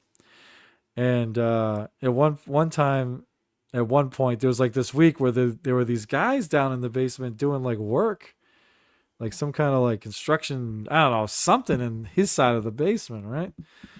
And yeah, he was married to this pretty lady, and she had like 2 or 3 kids, so he was like became the stepfather. But yeah, the guy on the third floor was a friend of his, and that's how I found out that he told me how the guy got paralyzed. Is he was a cop, but he got like in an accident, like drunk driving and shit. And he told me that he runs numbers, and I just like laughed at him, like, run numbers, like, what is this, a fucking mob movie and shit? Yeah, I don't live shit anymore. Ham Pigley, don't worry about it. But yeah, so I'm like, run numbers or whatever. But yeah, we moved in and things were great at first, but then he just became a prick. Like, you couldn't make the slightest noise. Like, I had 2 young kids. We had 2 young kids at the time, and they weren't even loud. And he had 3 kids, so you figure it was fine. But the slightest noise, and he's banging on the ceiling. Like, I used to get mad. My wife and I, we had a canopy bed. We had to go fuck like in weird places because the bed would fucking, you know, move, and he'd start banging on the fucking ceiling when we were having sex. He was fucking brutal. So, you know, and this is when, again, I was in my 20s. I actually got engaged and married living in this place. I was a newlywed there, so the mummy was getting busy back then, not like now. But yeah, so I'm good. Like I said, I'm doing my usual shit, going down to the basement to go on the treadmill and shit, and there's some guys down there doing some kind of fucking manual labor construction. And, you know, when they're done or whatever, like, you know, a few days later, the dude's wife is fucking asked me if I stole money out of the basement. I'm like, what? She claimed that the dude had a bunch of like thousands of dollars down there, right? And she claimed it was money like that was donated to him when he had his accident, right? Well, he had his accident fucking years before that, and why isn't this money in a bank? So I started thinking, holy shit, the running numbers thing is probably real, or he does some kind of illegal fucking thing, and has to hide the money in the fucking basement. Why he hid in the basement? I got no fucking idea, right? And I'm like, I didn't take no money. I'm like, I don't go on your side of the basement. And I had no idea the guy had fucking cash in the basement. She's like, well, it's missing. I'm like, well, there were guys down there doing work. Obviously, they took it. And she's like, no, those guys are friends of his. I'm like, well, if they're friends of his, they probably know he's running numbers and has fucking cash down there. And no lie, after that dude was fucking brutal. And literally, I wasn't home one day, and my fucking wife calls me fucking crying, and she's like, some dude called asking for me, and my wife's like, he's not home, and he's like, yeah, I'm friends with fucking Doug downstairs. Like, yo, if your husband doesn't pay the money back, I'm gonna break his fucking fingers. And Doug ended up like calling back and apologizing for him because I think he was scared. But I was like, what the fuck can I do? This guy's a former cop. I gotta call his cop buddies. So we ended up like moving out, but this dude was like threatening us because obviously one of his buddies stole the money. Well, I got off on a tangent. Long story short, I hated this guy even before that. And so when we came back from 3 down to beat the Yankees, I remember I was fucking stomping on the floor because I was on the second floor. And yeah, fucking loved it. Loved watching the first 3 games. And this was early. This was during my addiction, early in my addiction, very early, right? Year 2, year 1 or year 2 of my addiction. I think year 2 of my addiction. And I ran out of pills for day 4, and I had back then. I used to know this website where I could like order these painkillers, right? It was shady shit, but you would like see a doctor online and just tell them your symptoms and that, and yeah, it cost you a lot of money, but they would literally write your prescription, mail you the shit, and I would always have it like overnighted, and the shit got caught up somewhere, and my pills never fucking came. So when the Red Sox won the World Series, Game 4, I was going through withdrawals. I fucking watched. I was partying during the whole Yankees thing, staying up having a blast for games 1, 2, and 3 in the World Series. Game 4, I was in my fucking bed feeling like shit watching the game. And like I always ate me up. That like I always swore when the Red Sox won the World Series, I was gonna go fucking ape shit, right? I've been like waiting for this my whole fucking life. And yeah, Piggly, I know I stuck it in the drugs again. I'm just saying, literally that shit ruined fucking huge fucking moment for me. And when they won it again in 2007, I was fucked up on. I literally again couldn't get painkillers, so I forget what I took, but it like fucked me up, and I ended up like fucking falling asleep. My wife had to wake me up in the 9th inning. So yeah, the first 2 times they won the World Series in my lifetime, drugs fucked it up for me. The other 2 were fantastic, but yeah, that first one I'll never get over. Waiting forever for the Red Sox to win the World Series, and I'm fucking going through withdrawals when they fucking finally do it in 2004. Boston strong. Yeah, that 2013 one was crazy. Cause yeah, in 2011 they had that fucking super team, right? They had this huge fucking lead in September, and they fucking squandered it. And it's when Francona resigned, or I forget which. Then we had the 1 year of Bobby Valentine in 2012. It was a disaster. And 2013 was just supposed to be a rebuilding year. They just got a bunch of fucking veteran character guys because like everyone was so pissed off about 2011, 2012. And yeah, they ended up winning the whole thing. It was fucking crazy. You ever tried Dust Off? Pretty good stuff. No, never did. Never tried that one. I'd rather have withdrawals than watch baseball. I was doing both, Ray. I was watching baseball while going through withdrawals. Yeah, I said I get it. Baseball is not for everybody, but I'm a huge fan. Out of the 4 major sports, baseball's my favorite. Then football, then basketball, and I'm sorry, I'm not much of a hockey fan. There's fucking hockey fanatics over here. I'm just not one of them. I have no interest in soccer. Glad this World Cup shit's fucking finally over. Oh, Rocco Baldelli, yeah. Was it Woonsocket he was from, Scotty? I know he's from Rhode Island. Was it Wooney? Trying to remember. Or was it Cumberland?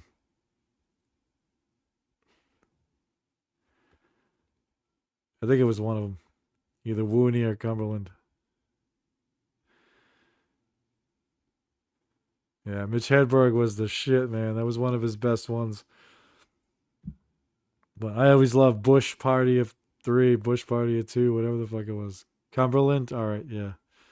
I don't know. I just wanted to... Whenever I can blame something on Wooney, might as well.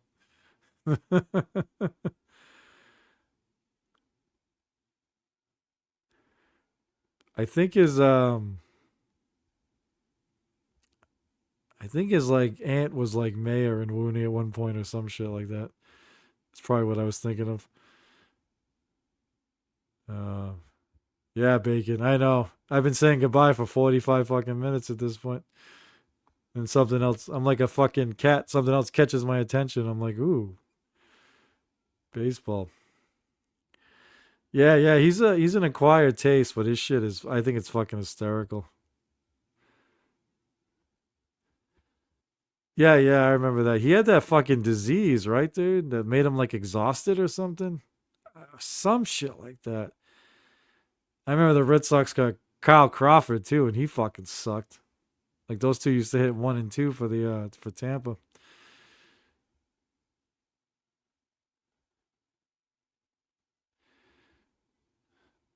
Come on, Ham Pigley. We're having everyone's getting along for once. Even like, you know, like I said, Ray doesn't like me, but we're getting along a little bit. Guru don't like me, but we're getting along a little bit. Give peace a chance, man.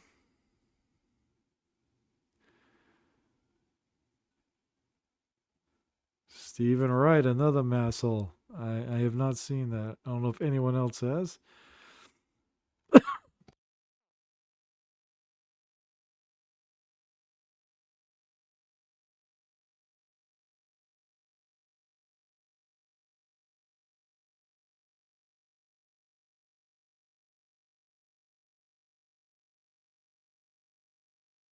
Fuck, yeah. I did it again. Had to pause from coughing and forgot to unpause it. I'm saying that'll I'll be up till morning talking about Jake. You fucker. Yeah, I don't know if you heard me. Yeah, I don't know if you were here earlier, Matt, but I mentioned I listened to Jake earlier today. Oh no, it was last night. It was last night. And he was doing his hinting for money, and he's like, I lost my, as you can see, I no longer have my paid StreamYard. And he goes, at one point, what'd he say? He's like, it just costs too much to live right now. Cost of living is too much. Like, bro, you got a free trailer, free food, free electricity, free whatever. Oh, there's another Jake fanatic. What's up, Jacob Waters? Good to see you, brother. Good to see you. You have the patience of a fucking saint. Try to watch that clip with Jake. Kept interrupting you, bringing up shit about him that had nothing to do with the clip. Jake told me he got a job where they pay him to jack off all day. That's sick. Yeah, more ways than one. More ways than one, buddy. Jesus. Yeah, I am sick, Jen. I thought I was getting better. I do feel better in a way, but not right now. Right now, it's getting to me. Yeah, I gotta talk to Liquid Cryptid. We don't do the show on the regular anymore, Jacob, because of scheduling conflicts. So we do it like here and there. I could probably try and let you know tomorrow. I gotta touch base with him and see when he's open next. Whenever it is, it'll be like in the evening or at night, but because of work. But yeah, hopefully soon.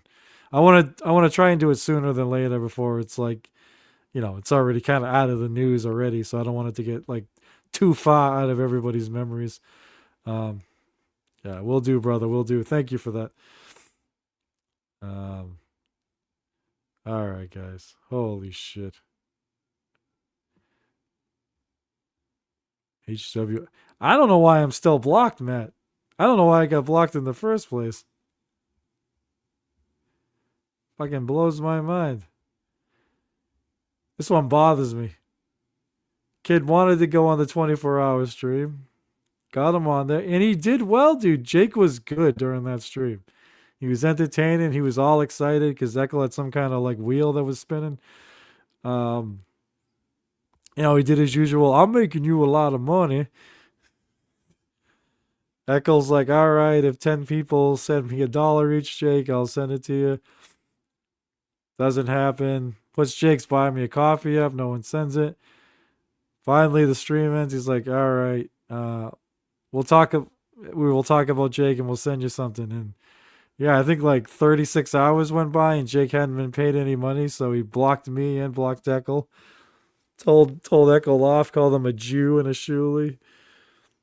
But I'm like, why am I blocked, dude? It's not my show. I don't owe you any money. And then he conned Daytwa out of the money.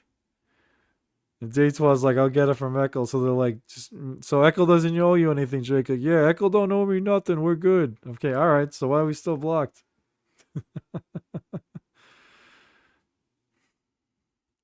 I get my shit pushed in, bruh.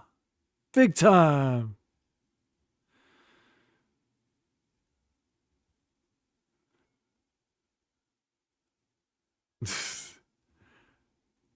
You know what, Ray? Like, in all seriousness, the internet is what fucks Jake up. The internet raised him. Like, Shock Jock podcasts are like what babysat Jake. And that's what he thinks like real life is and how he's supposed to act, you know? It is dude, you're on fire, brother. Bravo, you're on fire. I still can't get over that Gilbert Grape one. That was fucking funny. That was a good reference. Oh man, what do you think about Jay-Z and his concert at Yankee Stadium? Do you think it was a show for the fans or was it a show for something else? I don't know. I actually don't have much of an opinion on that one, to be honest with you. Yeah, those hemorrhoids are. I always love. He goes, I got a thing called hemorrhoids, like it's some mystery disease that none of us have ever heard of. It's like, yeah, Jake, we've heard of fucking hemorrhoids, guy. We know what they are. Don't worry. Don't worry. Is it true you paid Triple G to porn bomb Jake? Nope. I would never, ever, ever. Not a fan of Triple G's tactics there. You might be a fan. I know you're not a granny fan, so you might be a fan of Triple G. Hoss. Yeah, that's legend. That's the other thing with Jake. I was in charge of putting this like 20-minute package together of Jake moments, the most entertaining Jake moments for that 24-hour stream. And as Mr. Waters can attest, some of Jake's best moments, most entertaining moments, are not very flattering for Jake. You know, Matt knows too. And I kept those out. I did a bunch of Jake's like PG stuff, so it's like so he wasn't embarrassed.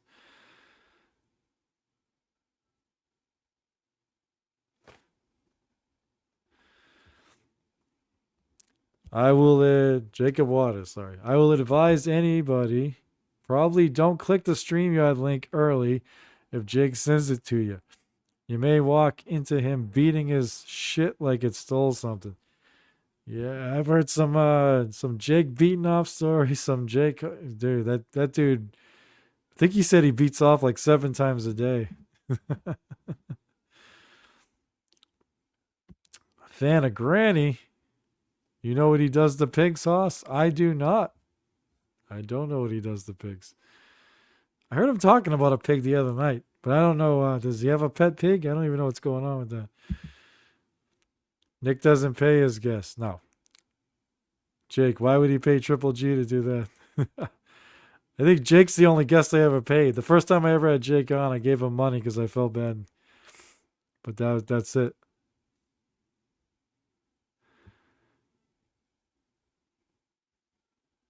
I imagine Jake screams at the top of his lungs the whole time he jerks it.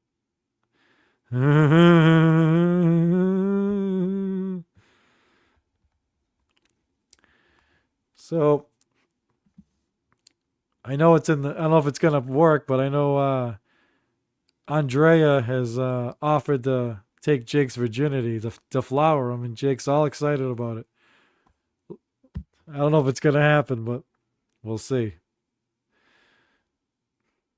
Jake's gonna lose his virginity to a trans. Clip it.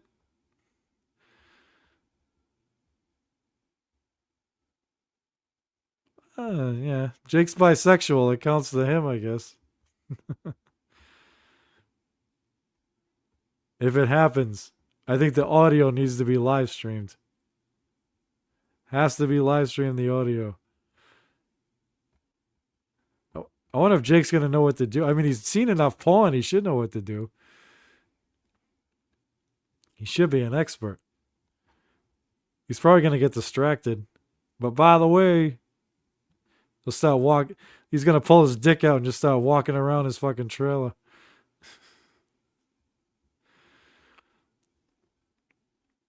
Yeah, I know. Supposedly this video of that granny shit.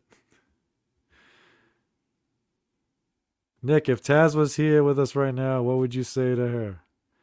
I'd apologize for my intro/outro. 100%. But by the way, that intro/outro is that's, I don't know if anyone remembers Karmic's big moment where he did that stream where he just described how he would go down on Taz and everything. And how she'd love it, and the eyes would roll in the back of her head. So that shit, my intro and outro about Taz and me going down on women, that was taken from that. I was on with Ekul, and I was like, I think I was demonstrating what Comic should have done. I was saying he said his that's where I'll try my best came from. I was like, he set the fucking standards too high. He's got to set them low so she's pleasantly surprised. Granny made up a story about his dad beating him up just for an excuse to hold a big ham on his face. I did see the picture of the big ham, yes. He loves pig ass so much. God damn, Ham Piggly.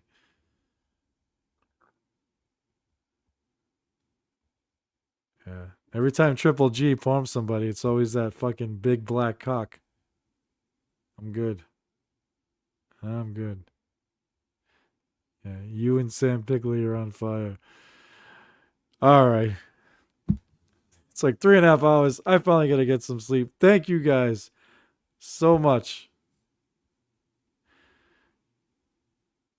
I'm wondering if it's a Sam alt account, man. This guy talks like Sam. I'm kind of convinced of that, but we'll see. Could be either one. Yeah. Ham Pigley now. Thanks, man. All right. Thank you everyone for coming and sticking around. Really appreciate it. This was fun, man. Yeah, I never really do this with the hanging out with the chat for like an extra hour and shit. But it was a good time. And yeah, sorry about the gay fight. Now that's buried, that's gone. Not gonna talk about it no more. It's just as confusing as ever. I just wanted to try and set the record straight as best I could. That it had nothing to do with me being late and everything to do with outside bullshit by paranoid people. Anyway, who am I? OG Mumble and Nick. You can find me here at OG Mumble and Nick on YouTube and on X. I stream with the Pineapple every Saturday at 2 p.m. Eastern time on his channel. And then I go live randomly here and there. I got nothing ever set in stone anymore. So, whatever. All the bullshit I hate to say. Please like and subscribe if you haven't already. I do got something else I'm kind of working on. I don't know if it's going to interest too many people, but I don't know. Hopefully. Anyway, that might be later in the week. But thank you guys. Appreciate it, and I'll see you next time. Peace, everybody. Hey, ladies of the Dabbleverse. I'm good at eating pussies.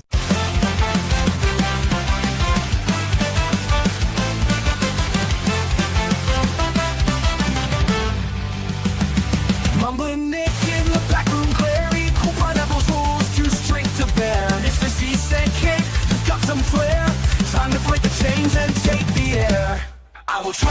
my best, won't let it rest. With a mic in hand, I'll ace this test. From the shadows to the limelight's crest, I will try my best. Yeah, I'll try my best. Yeah, I'll try my best. Nick's voice stumbles, but the words ignite. In the chaos, truth takes flight. No more scripts, no boss in sight. He's got his dream, he'll do it right. I will try my best, won't let it rest. With a mic in hand, I'll ace this test. From the shadows to the limelight's crest, I will try my best. Yeah, I'll try my best. Yeah, I'll try my best. Nick's voice stumbles, but the words ignite. In the chaos, truth takes flight. No more scripts, no boss in sight. He's got his dream, he'll do it right. I will try my best, won't let it rest. With a mic in hand, I'll ace this test. From the shadows to the limelight's crest, I will try my best.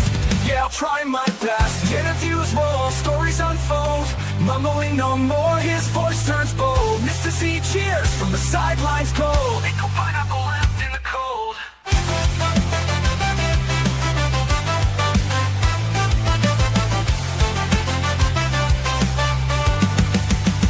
Now the studio's his, the future bright. Nick's own podcast is guiding light. No more whispers, his tone takes flight. He's soaring now with all his might.